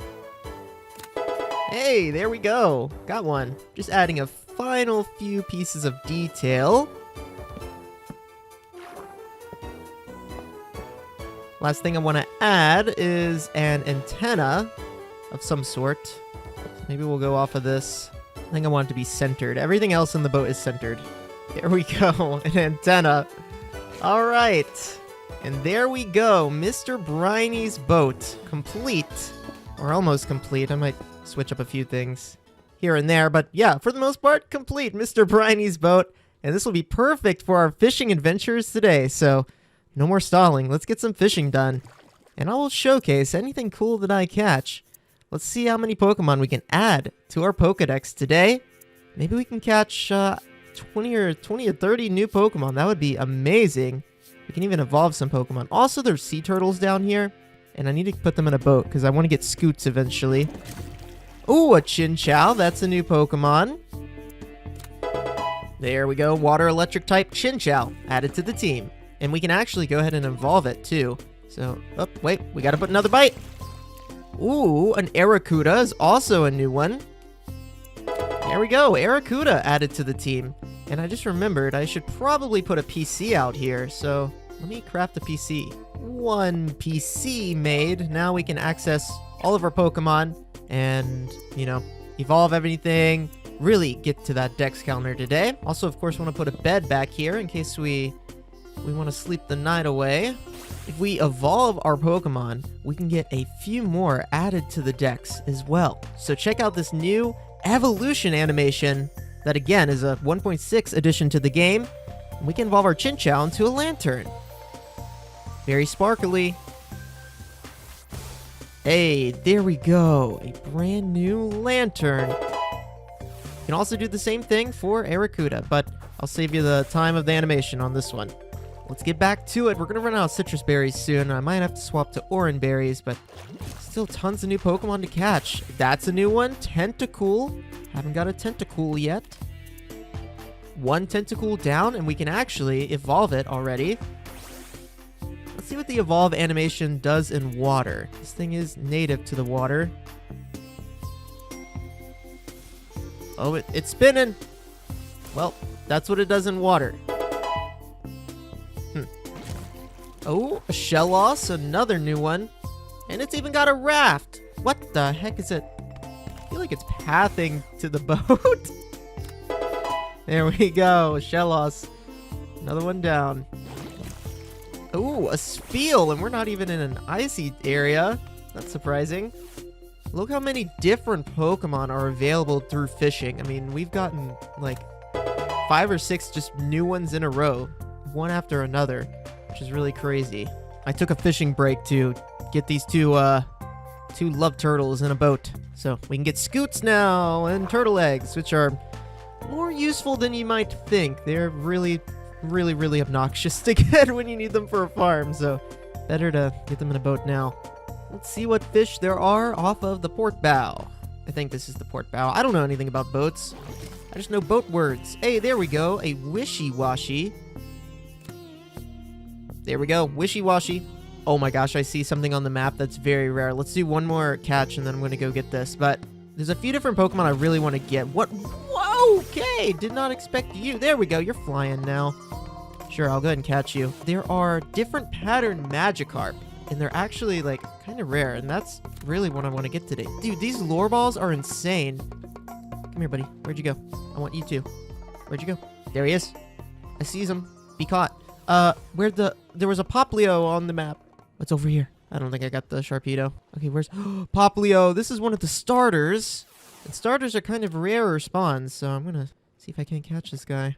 Oh, yes, let's go, a Poplio. I haven't got a Remoraid yet either, so let's do some swimming catching. Nice. Got a Remoraid. Carvana over here evolves into Sharpedo, and I haven't gotten one of these yet either. Yeah, let's go. We are on a roll today. I don't even think I had any bait on that time. There we go, a Shelder. Well, I'm going to switch it up and use some orange berries now. Should just increase our catch rate. Oh, this is a new one, a Piku Miku. Oh my gosh, that should not have been that hard. Come on, give me a good Magikarp. That's what I'm fishing for. One of them rare pattern Magikarps. Okay, Frillish. Got it. Oh my gosh. Got a freaking Gyarados here. Don't have a Gyarados yet either, but this one doesn't seem to have a pattern. Doesn't seem to be like a different color or anything. Whoa, got a Gyarados first try. Ooh, a King's Rock. Well, that's pretty good. We're gonna need those to evolve some Pokemon. Oh my gosh, 2 shinies in 1 episode. I'm down here fishing, and then I hear this. An Igglybuff. All right, go in the pink Pokeball. It's very thematic. Our shiny odds for the server are about 1 in 5,000. A little under that. We did change it slightly from the 1 in 8,000 that it normally is. But still, shinies are pretty rare. There we go. We got it. So I decided to spend the next few days trying to catch a patterned Magikarp. I didn't really know the rates or where was the best place, so I'll share with you my findings. First of all, I was using a Lure 2 rod, and apparently, to have the best chance, or maybe any chance at all, you need a Lure 3 rod. So I got a Lure 3 fishing rod, and started fishing again. I fished everywhere. Everywhere I could think. If there was water, I fished there. I started to think it wasn't real. Was it just a myth? The patterned Magikarp and the rare, miscolored Gyaradoses? I caught so many rare water types. Froakies, Quaxleys, Milotics. But the rare carp eluded me. After 3 days of fishing, I was about to give up. But then, I did it. I've done it. After many hours, many days, I caught a carp. And this one is blue. And I think that's a rare carp. Let's catch the carp. Oh my gosh, guys, you have no idea how long that took. Oh, I didn't know I could do that. Oh my gosh. Guys, you have no idea how many days I've been in the wilderness looking for a carp like this. Oh my gosh. I'm him. It's finally time to evolve this Magikarp, the baby blue Magikarp. Oh my gosh. It's very beautiful. Well, let's give it an evolve. Oh my gosh, it's gonna be purple. No way. Oh my gosh, I love the color purple. It's one of my favorite colors. Look at this animation. Oh my gosh, let's freaking go! I am the master angler here on the BattleCraft SMP. Oh my gosh. Well, that's gonna do it for this episode, guys. I'm gonna go home and bathe and get a haircut and wash my clothes for the next episode. But if you are looking for a 1.6 Magikarp in your own world, I hope that they raise the rates a little, or you're gonna have to be persistent. There's not a ton of them out there, but boy is it worth it. Look at this guy. That does it for this chapter. I'll see you guys in the next one. Fishing is still one of my favorite things to do here in Cobblemon. I'm so glad they added it in 1.6. I will say what was really nasty about that specific patch of the pre-release we were on is that the Magikarp jump variants were much rarer. And we've had some time to fish recently, and it looks like P-Porp has too, and he's got a ton of them here in his pond. Well, we've got more fishing to come in the following chapters. So, let's hop into the next one. After many days in the wilderness fishing for the rare pattern Magikarp, I've returned to my boat, ready to head home. But I realized I don't have a home. Peeporp's got his drum set, Drew's got a stump, Callie has her terrarium, Casey is mushroom, but I'm still living in a hobble hole. I'm the server architect, yet I haven't built anything yet. And I really could use a shower. That all changes today, because the server architect is back in town.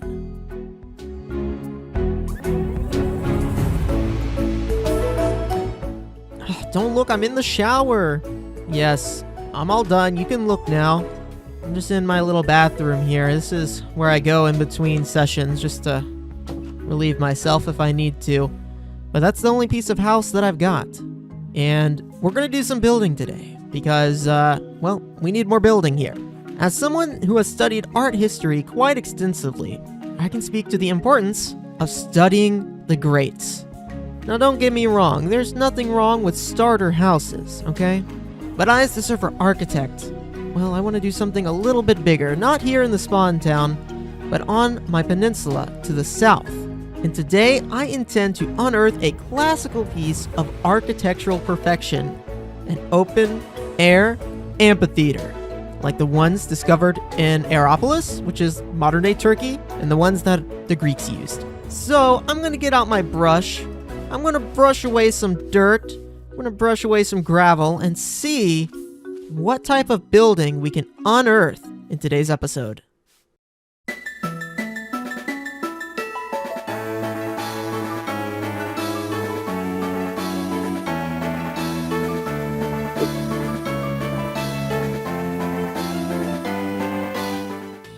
I started by building the orchestra.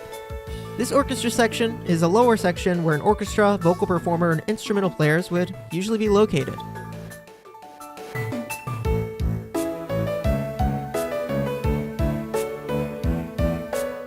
Then I created the scene, or stage area. There would be a large door gate typically in the center of this scene, and at least there was one in the build at Hierapolis. And at the back of the scene there are two smaller gates to the right and the left, areas called the Paraskenion.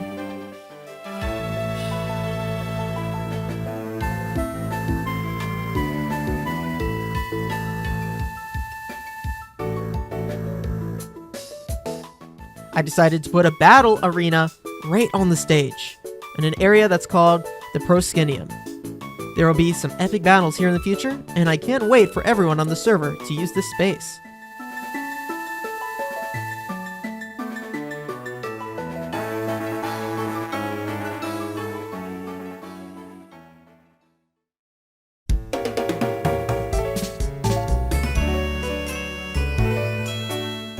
Now it's time for the seating section. This is obviously the largest and most important part of the amphitheater. The vast majority of blocks I'm using in this build are tough variants, and we're using the chipped mod to break it up a little bit. I spent a long time collecting all this stuff, but I think it was worth it, as this palette is super great, not super saturated, a little bit different than the stone variants, and really represents the antique marble feel quite well. The back wall is made of giant granite bricks and other chipped block, which I think perfectly plays into creating this sense of scale.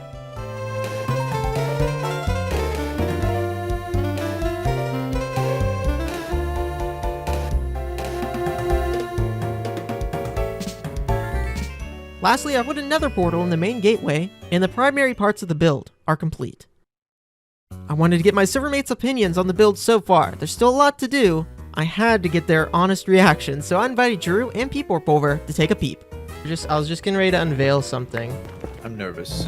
I am a little bit as well. Well, no, I told you I built like a small stage, right? Okay. Well, that's it. It's just a small stage. It's this. I'm not sure I believe it's small. Yeah, you're being very ominous about this. What do you mean? Very suspicious. How much time do you think I had? You have all the time in the world. Okay, I had a little bit of time. As apparent by your my netherite armor. Oh wow. Okay, I had a little time. Wow. Yeah, just a tiny amount of time. Wow. Ooh. I uncovered this place. It was amazing. It was like naturally here. Oh yeah. Oh yeah. It's always been here. For sure. You just dug around. All of it was dirt. Yeah. I was just uncovering some ruins from ancient Turkey, and this place kind of just showed up. It's crazy that you found this and you didn't build this, so you can't take the credit for it. No, it was here naturally. I was brushing away some suspicious gravel, right? With my brush, and next thing I knew, it was crazy. This was here. Wow. It kind of just goes off. Like, I don't know why they would build it. The ancient people would build it that just goes off into the ocean. Well, that part I think I hasn't been uncovered yet. Like I really gotta start. I gotta really start uncovering this part. And then sorry. For real though, this is amazing. I don't know where you found the time to do this. I love this block. The way that the people that built this did this block. Is it like? Yeah, it is a chipped granite. It's called a giant brick granite. Massive granite brick. And it is perfect for the scale of this. Yeah, so we'll see what I still have some more to uncover here. So when I uncover some more, I think it'll be really cool. The people who made it did not light it up very well. No. This the torches had not been invented. Okay. They were still just using the sun. Like they just went to bed at night. Sun went down, sleep. Yeah. This is a skull that I found when I was doing my uncovering. You still got the eyes inside of it? That's an optical illusion. Okay. These ancient people knew how YouTube building works, and they haven't built the back of this Colosseum, which I think is really like. Oh, it just hasn't been you mean uncovered. this part That's right it, here, yeah. around here? Yeah. Oh no, this just hasn't been uncovered yet. Yeah, this part back here, like there's still some stuff that I gotta uncover here. And there's some ancient buildings above with villagers inside of them. Yeah, those are natives. But there's just the one. It's just the one ancient building, or have you not uncovered the rest of the buildings yet? No, this entire peninsula is very ancient. As like, I'm an architect and a constructor, but a lot of my, construction is going to be based on stuff from history. And I got to start by just uncovering some history before I build myself. I mean, that's where all great architects start. You look at the classical era, right? Iconic. I'm just doing some research right now. I'm just uncovering some of this. Interesting. So, yeah, I uncovered this place, and I think that it turned out great. I am super happy with it. Obviously, a lot more stuff to do. There's some lighting issues we got to deal with. Maybe we slab. Maybe I do stairs. We also have benches and chairs in this mod pack, so that could also be an option of something we could do. And then there's obviously, like I was saying, some more stuff to unearth or discover back here. We got to do something with this eventually. But I think this will be a great entrance to the base. Can you imagine you come into the base and you are in the middle on the stage of an amphitheater, and then you got to go from there to get to the rest of it. I think that this is amazing first build to the base. Well, after we had that little chat with Peeporp and Drew, Peeporp was saying that he was going to do kind of a special event. He's been watching a lot of Storage Wars. I don't know if you guys have seen that show. It's a great show where people bid for different storage units. And so we're going to apply that bidding for different units to some different fossil structures that were introduced in 1.5 version of Cobblemon. So we're going to go on a little exploration with our friends and do that. Now, I will say I'm going to trim down this footage quite a lot, so if you want to see the full Storage War action, hop on over to Peeporp's channel and check it out, or check out someone else's point of view if you really want to see what they're doing. Sleep. Me wanting to nap midday be like, I might unearth another, like, Huge. architectural, another structure here. This is off on my last one. You're ridiculous. I guess you could say I've been brushing up. Or you could not say that. Welcome to Fossil Hunters. 6 competitors will be bidding on different fossil sites with relic coins to see who gets the most fossils for their buck. Wait, this was a competition? I mean, Yeah, it can be. there's only so many fossils to go around. We can't make more of them. Oh, okay. Let me see what I got in my pocket.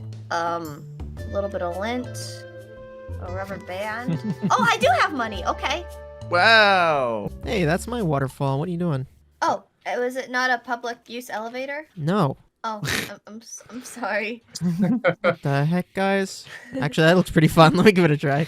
Liv, what are you giggling about? Can't take y'all nowhere. The best part is I don't know if you'll ever notice because of the bugs.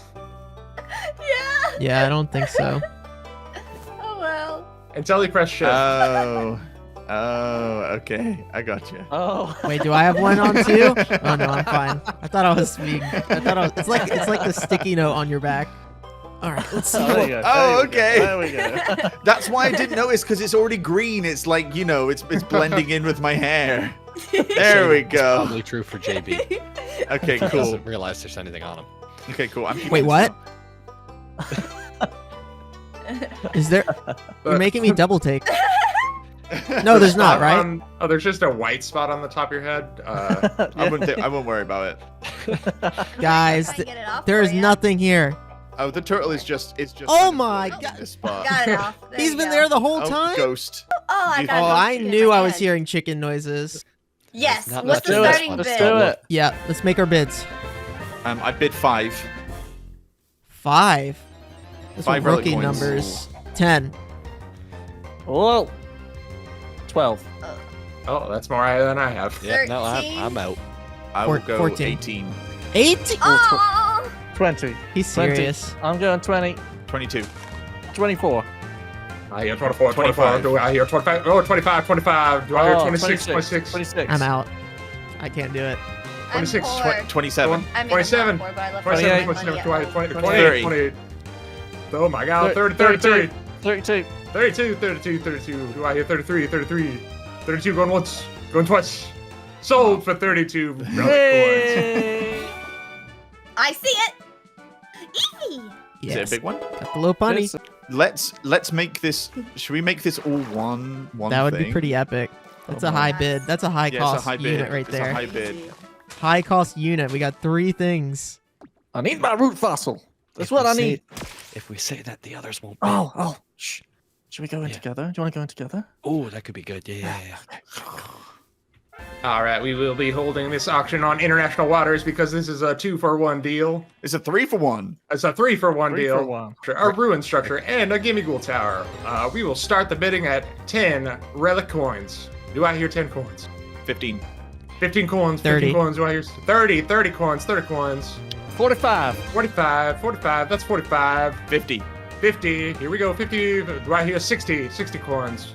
55 coins. 64. 55. 64 coins. A stack of gimme ghoul coins. 65. I only got 65. 2 stacks.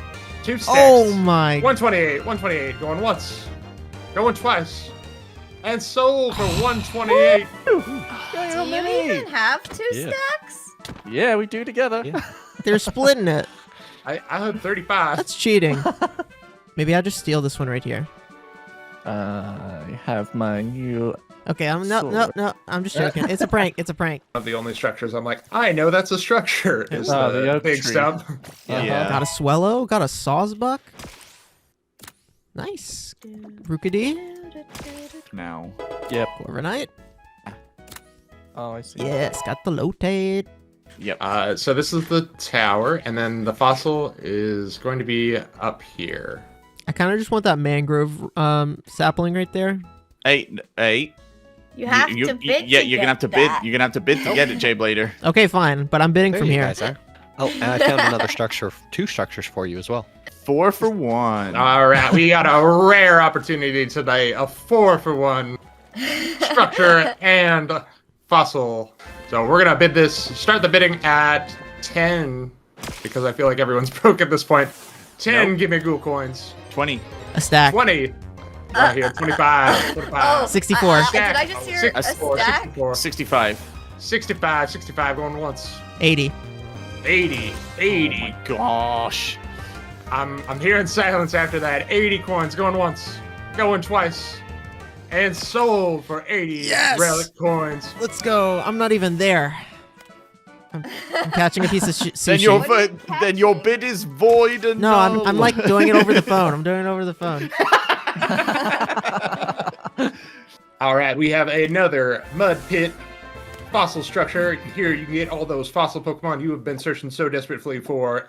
Opening bid, do I hear 10? Give me no, gold coins. No, I'll be opening this one, sir. I got 1. 1, 2. 2, 3. 3, 4. 3 4 gimme gold coins. 5. 5. Do I hear 6? Do I hear 6? 7. 7. 7 coins. 7 coins. Going once. Going twice. And sold for 7 gimme gold coins. Nice. Yay! Woo! How? Cup chew. 12 blocks. We'll take it off. I see like dirt grass paths. That is a village. There's a village. Just Liv has a polar bear on her head. I do? You Yep. do. Yeah.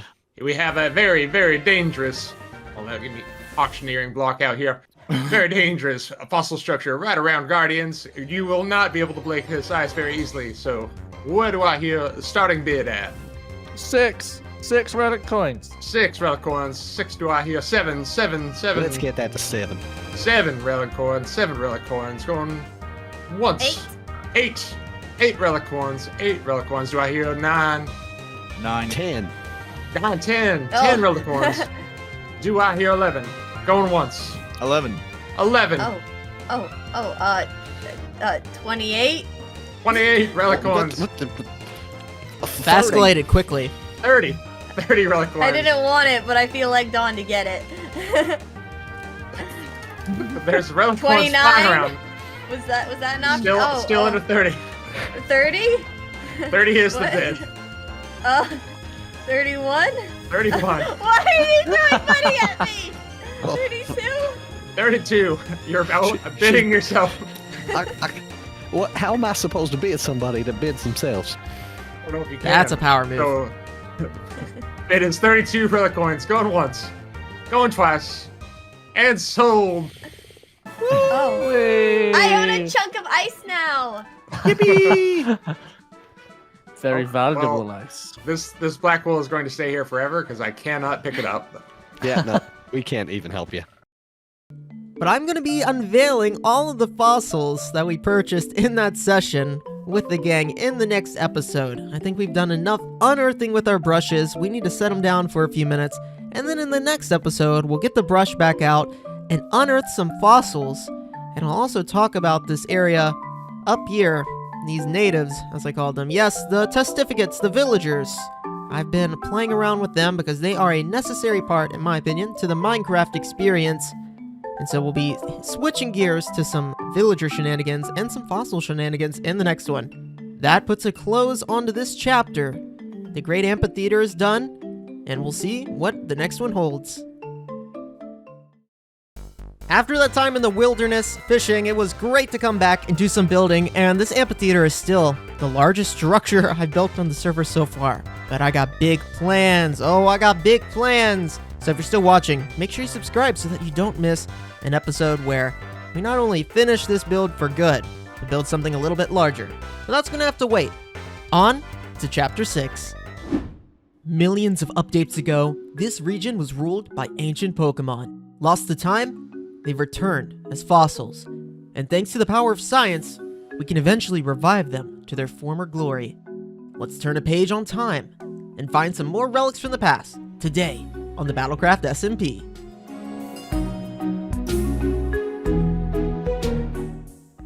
Well, we've got more unearthing to do today. Obviously, last time I told you guys how I unearthed this great amphitheater.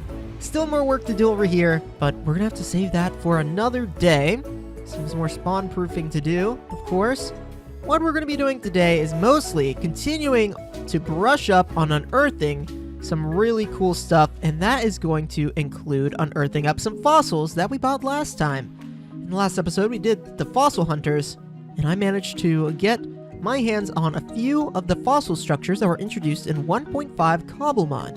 And we're going to go over there and see what we can find. I have not played with the fossils really at all yet, so I'm really looking forward to that. Also, I'm going to come over here, and my gear is not looking that great. Alright, we're going to need some mending, and this is actually a great way to get mending and XP. Villager trading. I've got a pile of villagers stocked up in there, ready to get a job, go into a stall, and trade with me for the rest of their natural-born lives. And that's just the Minecraft way. I've also been catching Pokemon, as you see. I've already got one Munchlax, and we're going to hopefully catch this one. And if you can believe it, I have caught 185 Pokemon I'll go ahead and scroll here for a moment so you can see just how many Pokemon I've caught. Obviously, there's still some missing that I haven't caught, but if I see something in the wild, I often stop. But what are you looking at me for, little flower? I often stop and catch it. Like, for example, Lillipup. I have not caught a Lillipup yet, so I usually just carry some Pokeballs, Ultra Balls, Great Balls around with me, and I'll stop and just catch Pokemon. Ooh, like that, got a Lillipup.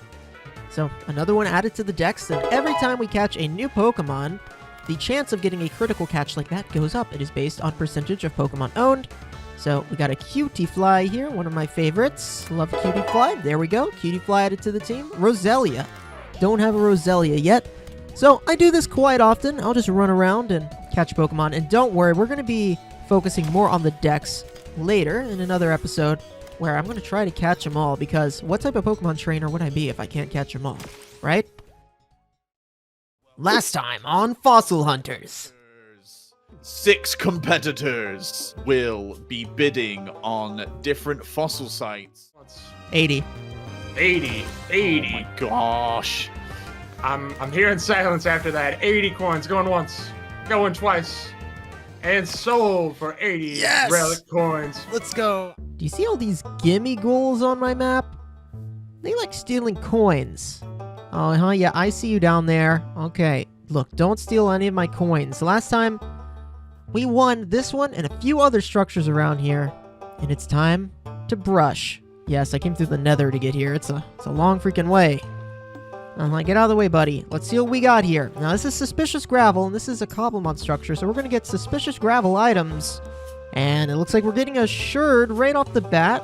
A sherd is a piece of a pot. There we go. A helix pottery sherd. This is going to allow us to make a pot that has a helix. It looks like an ammonite on the side, which is really cool. Let's see what else we got. Oh, we're getting some of our money back. Here's a relic coin. And I'm just going to cut through some of this. We're going to get some Cobblemon items. Oh, this looks like an ability patch or something? What is this? Ability Shield prevents the holder's ability from being changed or suppressed. Very cool. I love the mangrove roots. I use these all the time. So let's collect a few of these items. I had to get something. What are you guys doing here? They're just chilling. They're just little guys. They're just chill little dudes. Hey, don't run away from me. I think if I actually knock them out, they drop coins. The coin they're holding, but that's okay. I'll let them live. Let's head up the ladder. There's sometimes some relic coin pouches here. Yep, there's one. Got one there. Oh, another gimme ghoul here. Hello. Hello, I'm here to steal your coins. Hello. Nothing on this layer. Now, the next layers, I think, are where it gets good. Up here. Up here. We have another gimme ghoul. Another gimme ghoul. There's so many here.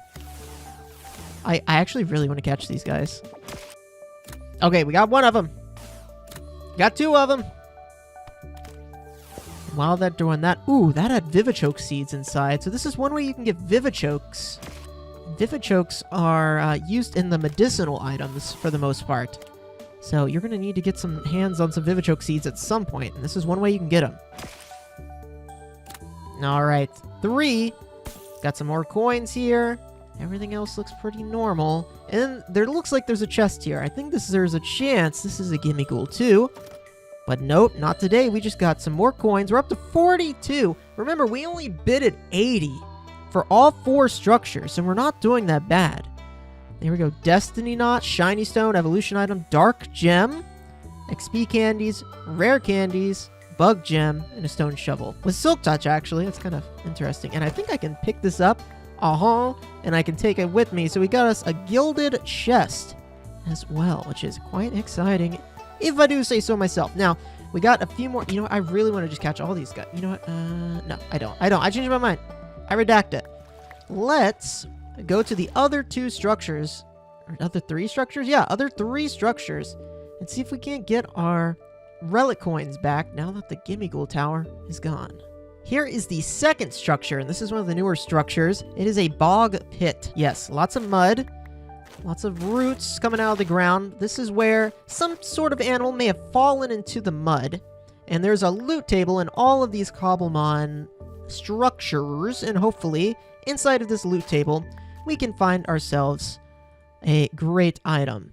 Now, obviously, the rare item that we're trying to get here is the fossil. We're trying to get a fossil so that we can bring a fossil Pokemon back from the dead. Oh, Oh my gosh, no way. Oh, we got it! Consult the fossil. We got a root fossil. So this will become a lily, which is super exciting. This has been worth it, you know. I saw some people being like, 80 coins, JB, you're crazy. Look, we just got a lily, quite a rare Pokemon. This is the only way you can get it. So I'm quite excited for that. Let's see what we got in this one. Looks like another root. Yep, we got an energy root. Restores 120 HP. If you're clearing this out, of course, make sure you're not clearing away the suspicious gravel. I have a texture pack from Vanilla Tweaks that allows me to see the textures just a little bit better. I just use that so I don't accidentally break something and can't get it back. Also keep in mind that the vanilla suspicious gravel and the Cobblemon suspicious gravel are not the same. They are different, so you cannot get the fossils from vanilla suspicious gravel ones that spawn like in desert temples and stuff. You're gonna need to find a Cobblemon structure for that. And I believe that this is all that this structure had to offer. But we got only a few pieces of gravel, but we did get a fossil. We have another bog structure here, and then we have another structure here. Now this is kind of a fallen root type of structure, an old log. You're going to want to cut back some of this wood, and we're going to just head down here where it's going to branch out into some different blocks. So we got some tuff, we got some gravel, we got some coarse dirt, and then our first piece of suspicious gravel. Well, you know what that means. Let's get out the brush, see what we can't find. Looks like I have no idea if this is a bone. Yep, we got a bone. I'm going to go ahead and clear this out so that we can see all the pieces of suspicious gravel. And remember, again, Silk Touch will not affect this stuff, so do not try to Silk Touch it and take it back to your base. Will not work. You're going to have to bring the brush with you. Let's go ahead and brush some areas and see what we can find. Oh my gosh, is this a fossil? Oh, no way. Oh, an old amber? That's how we get Aerodactyl. Oh my gosh, this is paying so well. What is this? Everstone. That stops a Pokemon from evolving. So another Cobblemon item. I have no idea what this is. Black Agurite? No, Charcoal Stick. That's going to raise Fire-type moves. Looks like another big root. Got quite lucky with the fossils so far. Big root. A Peat Block. Peat Block is used to get Ursaluna. We actually already caught an Ursaluna in episode 1. But, hey, I'll take another Peat Block. Looks like a piece of coal. This looks like a heat rock. Nice. That'll make Sunny Day last longer. What the heck is this? A fairy feather. Boosts the power of holder's fairy type moves. Okay, that's good. So these structures have so much suspicious gravel in them. You never know what you're going to get. It's kind of like loot boxes or something. Some raw copper, some raw iron, another root. Looks like another piece of raw iron, raw copper. Raw gold. Okay. I believe we've hit the bottom of this, but you see how large this rooted structure is. Lots and lots of chances to get some really cool stuff here. Looks like that's all she wrote for this structure, so I'm gonna pile up out of here. Get back, demon! And that just leaves us with one structure left. One measly structure left. We've went through these quite quickly, but this should give us another chance, another roll for a fossil. Get to digging. I see you over here. Don't you blow up my suspicious gravel. You! Did you break? Okay. Didn't break all the suspicious gravel. There's at least 2. Ooh, what's this? Vivichoke seeds? Alright. Oh, I hope you didn't blow up any more of my gravel. Alright, there's one here. I think this is it. Oh, no. Just a piece of gold. Oh, okay. We got another one. Oh my gosh. It's another root fossil. There we go. Another root fossil. Oh my god. A double! Oh my gosh. The creeper was luck, guys. After I was done brushing up on the fossil structures, I needed to find a revival herb, which can only be found in the lush caves. So I went and found an azalea tree, which grows over top of lush caves. I made my way down and started collecting some of the blocks and some of the resources down here. I collected some of these axolotl looking things and found some cool Pokemon, like a Tratini that accidentally died in a block, and a Ferroseed. So I picked up that revival herb I needed, I did a little bit of mining, and started heading my way back home. On the way back, I found another fossil structure, which had another fossil in it, which was super great, and I found another pre-generated structure in the Cobblemon 1.5 update. After all of that exploring though, I had a full inventory, so I stumbled my way back home. My inventory is quite full, so while I'm dropping off these items back at the base, I figured I would talk a little bit about how I built this here villager breeder. I know it kind of showed up overnight, but let's go ahead and start a little montage, and I'll talk a little bit about how I built it. So this is one of the most classic old villager breeders that is in the game, and it's very, very simple. You just start with a 9x9 plot of land, you're going to have a water source in the middle, and then you're going to have a few workstations, like 2 composters and then 2 other workstations. I usually just go with barrels because they're pretty easy to make. By having 2 composters, you're going to have 2 villagers that are going to be farmers. They're going to be harvesting the crops and throwing the crops to the other villagers, and when they meet a crop threshold, I think it's 32 items, they're going to breed another villager if there's enough beds. By having 5 beds, they're constantly going to be breeding villagers. Then, by having a hole here on this western side that is only 1 tall, the baby villagers are going to fall into this water chute and end up in this, what is eventually going to be a trading hall. Right now, it is just a square with some stalls in the wall that are too tall and too deep, and I'll be able to take them out of here using minecarts or boats, move them into a stall, and then use workstations to manipulate what their trades are going to be. By doing this, we're going to be able to get enchanted books, diamond gear, tons of emeralds, and almost every farmable item in the game. By being a zombie doctor, by turning them into zombies, and then healing them back into villagers with a golden apple and a weakness potion, we get their trades real cheap, and we can get all the items in the game that we need extra cheap. So that is it. I know I probably made that sound pretty easy, but it's really not that complicated. It just takes some time, and I love the tough blocks that I went with here. So what I gotta do now is set up this so that I can roll through some villagers, and it's gonna take some time, but I'll let you know if I come across anything unique while I'm going. I think I'm gonna go for the, I'm just gonna go for the like enchanted villagers first that do the enchanted books, because look at my gear. I need mending really bad on all of my gear. It's not looking super great, and if I lose my netherite gear, then not only am I not a Pokemon master yet, but I would be a Minecraft novice as well, and I've played some Minecraft before. I should be able to handle this. So let's get to work, playing with some villagers. While one version of JB is working on the villager trading stuff, I figured I would get some other stuff done around here to show you. Firstly, I mentioned my first shiny on the server was tragic, and I think it is the worst shiny possible in the game. Here it is. Yes, a male Combee.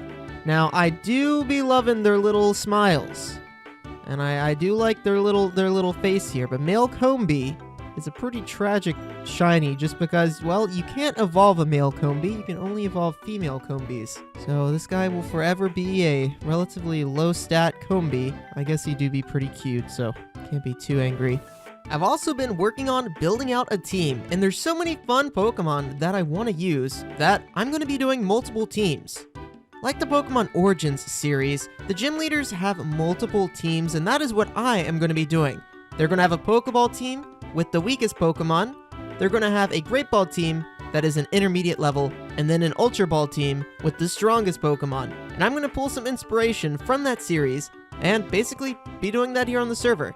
So I'm first starting with my Ultra Ball series, and I also really want to do double battles. So I've been working on some Pokemon, been EV training. You can see I've got some EV training items on my Pokemon, and let's go ahead and evolve a few of these Pokemon now too. I saw a few people suggest Machamp and Golem, and though I think both of them are very great, I think I'm going to go with Machamp first, and maybe Golem can be on a different team. So let's use this link cable as a way to evolve Machoke. You can also do an in-game trade because Machoke evolves by trade, but the link cable is going to work. Yep, we're good to go here. Let's go ahead and evolve our Machoke. Our female Machoke here is evolving. It's going to evolve into a 4-armed, beautiful Machamp. And this Machamp is going to be able to help us do all kinds of construction stuff. And then also, I've got a Poliwhirl here. And if you notice, my theme is kind of ground and fighting types, very similar to Bruno of the Elite Four of the original games. Kind of rock, ground, and fighting types. And I think a Poliwrath is going to be perfect for that, the water fighting type. So, without further ado, let's also evolve our Poliwhirl into a Poliwrath, the water fighting type Pokemon. It also gets Water Absorb, which is very strong, great for coverage, and gets a lot of really great moves. Yeah, there we go. Look at that, a Poliwrath. Look at those big old gloves. It can definitely help us carry some stuff around too, and that's what we need. Being the server architect and constructor, we need some Pokemon that can help us do some construction. I figured a Machamp can definitely help us carry some stuff around. Conkeldurr, well, I mean, it's in the name. Look at all this, like, concrete he's carrying, like kind of like tough blocks. And then I figured, you know what, a Mudsdale would really be useful as a ground type to help us flatten out some areas, and also could definitely pull some carts. And lastly, for right now, I have a Stonejourner because, well, I could not think of a more, like, archaeological and architectural Pokemon than kind of a archway or a bridge itself. That means we have one more spot for this main team, and I'm thinking a Gastrodon would be a great option, but I can always put Diggersby and Gastrodon on another team. Diggersby was a great suggestion by someone in the comments. I try to read all my comments, so if you have any suggestions, guys, let me know and put them in the comment section below. Anyway, we've just about wrapped up finishing all of the villager trading shenanigans, so I'll go back there and let's run through some of the stuff that I've done over there. Don't despawn. Are you? Oh my gosh, I am the luckiest man alive. I've been AFK for 3 hours at the villager farm, and this guy shows up and hasn't despawned yet. I wonder how many others I missed. Did you see all the phantoms? That was because I've been there for like 3 hours. Oh my gosh, I'm the luckiest man in existence. This is, what is this, a Dachshund? It's like a fairy type? Oh my gosh. Dosh Bun. Well-baked body. And it's not even bad IV-wise. Look at this guy. Oh, he's so cute. Oh, you're so cute. What a great way to end off the episode. Oh my gosh. But I was waiting for more villagers to be bred. You can see there's a, oh gosh, there's a pile more there. Because I got the first floor all checked out with different librarians, and the second floor is going to be a mixture of different villagers, and I think I want to do one more floor underneath. Lots more work to do here. But what's gatekeeping me right now, or what's bottlenecking me, stopping my progression, is Nether things. And I have not done Nether things yet. I will be moving these villagers around. I will be continuing to work on this, and hopefully we'll take really a trip into the Nether for the first time, getting serious, not just mining for netherite, but I mean actually getting serious on that Nether exploration and finding a fortress. I'll see you guys in the next chapter. The villager breeder is still here. I've got it disabled for now. But with this chapter done, we really do need to hop into the Nether to get some stuff. Of course, as some people pointed out, yes, very early on I got the netherite gear, but I didn't actually get any blaze rods or anything. So let's hop into the Nether in the next chapter. On the other side of this portal lies a burning and dangerous dimension where souls lay trapped in sand. Despite the poor conditions for life, Pokemon thrive here. Let's deep dive into the Nether and see what Cobblemon are waiting for us.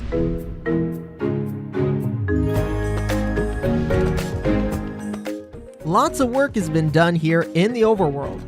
This peninsula that we're on right now is my part of the region. I don't have a name yet, but I'm going to be in charge of a route connecting the main spawn town, which is still name pending, to this town that will eventually be here, and that is also name pending. And of course, this town will need to be designed and created with infrastructure and farms and everything to support all of my ambitious projects for the server.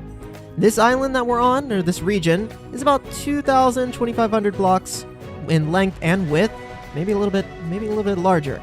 And I'm excited to see what everyone's bases take shape, and when we have routes in between them with horse paths and elytra paths, I think it's going to be a lot of fun.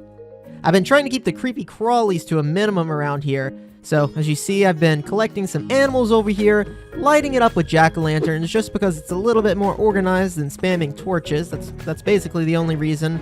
And I've been collecting some horses and donkeys, trying to get a fast one.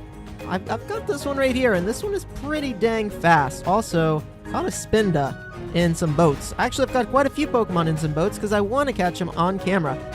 There are a bunch of different patterns of Spinda, and I don't know if I'm crazy enough to try to actually get all of the patterns of Spinda. I think there are like 30, but maybe if I'm crazy enough, then we can try to get them all. And putting a Pokemon or a Cobblemon in a boat stops it from despawning. So if you see some cool Pokemon around here in boats, that's what's going on. We got a Smeargle here. Is this Cinderace? Yeah, Cinderace over here. We've got some more Spindas that we'll catch later, but there's a lot of little projects that are kind of getting backed up and a lot of things we need to finish, like this amphitheater over here we built 2 episodes ago.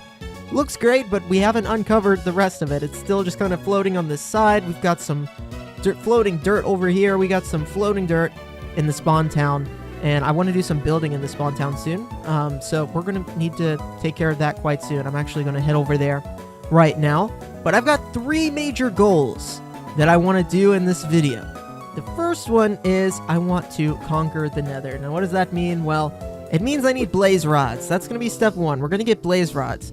Step number 2 is I want to catch at least 20 Pokemon in the Nether biome. I haven't caught any that are solely native to the Nether biome yet, so we're going to be exploring the different Nether wastes, the basalt deltas, the warp forest, and I'm going to try to catch 20 Pokemon to add to my decks today. And number 3 is I either want to get a shiny Pokemon or 3 Wither Skeleton Skulls. And of course, the Wither Skeleton Skulls are used for beacons. And a beacon would be great because it would allow me to put one next to my Tom Simple storage here and have remote storage anywhere in the overworld, which means I can stop using these really overpowered backpacks and switch to something that's equally as overpowered, which is the remote transmitter with the Tom Simple storage. Anyway, it's getting dark here, so let's leave the darkness over the overworld and head directly into the Nether. Here we go. I know I've been into the Nether, but all of my Nether time so far has been getting Nether quartz, like this, for levels, because it's amazing, and getting netherite, which has been strip mining at, like, you know, the Y0, basically. From watching the other server members' videos, I know that there is a nether fortress in this general-ish direction, and with the mini-map mod, I should be able to find one with somewhat relative ease. So let's start digging. Here's a biome I haven't been in yet, Soul Sand Valley, and there will be unique spawns here, including stuff like that Cubone and some ghost types. I always try to take the chance to pick up some soul sand too. It's useful for like water elevators, and I always need some, and I have to run into the Nether and get it. So we're just gonna go and pick some up. Now, dusk balls are gonna be really good in here because dusk balls have like a 4 times multiplier based on lighting, and because like around here it's gonna be dark as long as we're not close to lava, we should have a decent advantage with these dusk balls. I need gas tears too. They're useful in a bunch of Cobblemon recipes, including like healers. You need them for like the regeneration aspects of it. So if I see some gas close to me, I'm gonna shoot my shot. Come on, shoot at me. Oh! Oh! Oh, and the gassed head. Yes, let's go. Let's go. Hey, there's a Pokemon I don't think I have yet. Yeah, no Cubone yet. 1 down, 19 to go. There's another one, Morello. Hey, hey. Oh, critical catch for the Morello there. Oh, that was a snipe. And got the Duskull with the snipe Dusk Ball. I don't have a Slugma, though.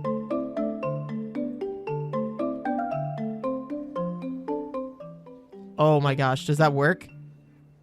No, the Pokeball catch is on fire! Okay, I'm gonna guess that doesn't work. Don't try to catch it in lava!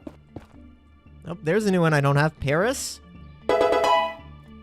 There we go. How can I throw one from so far away and then miss one that's right in front of me? Get back here. 5. We are a quarter of the way done. Believe it or not, Fletchling, I do not have. So that's 3 Pokemon in the evolution line I can get. Leave me alone. I'm busy. Okay, Fletchling. Aha! There's a fortress closer than I thought. Hey, a terrible fortress. Oh, my first blaze. I didn't get a blaze rod. No!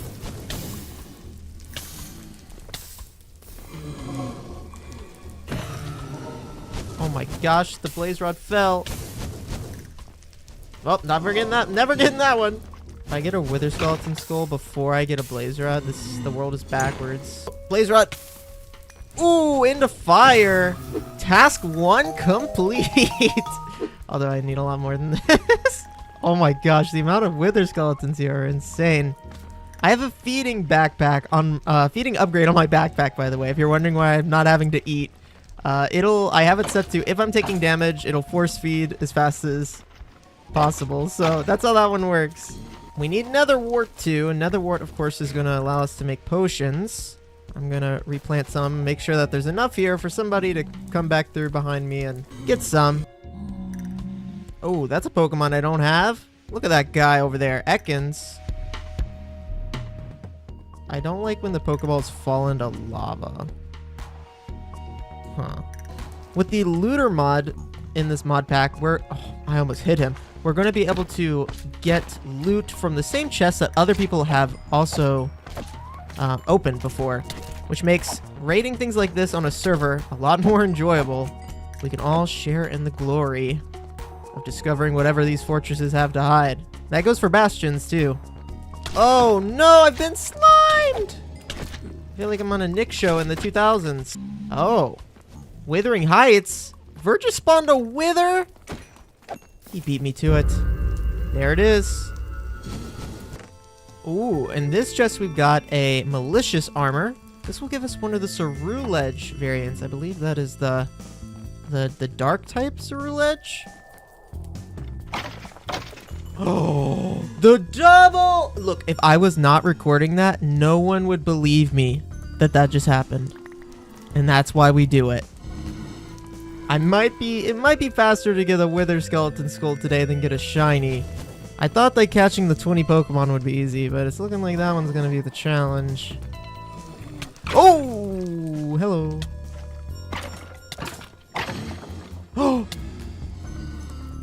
Oh my gosh. 3 Wither Skeleton Skulls in a row, basically. No, was that in a row? Oh my gosh, that's so insane. Hi, Editing JB here to tell you that is about a 1 in 2,000 chance.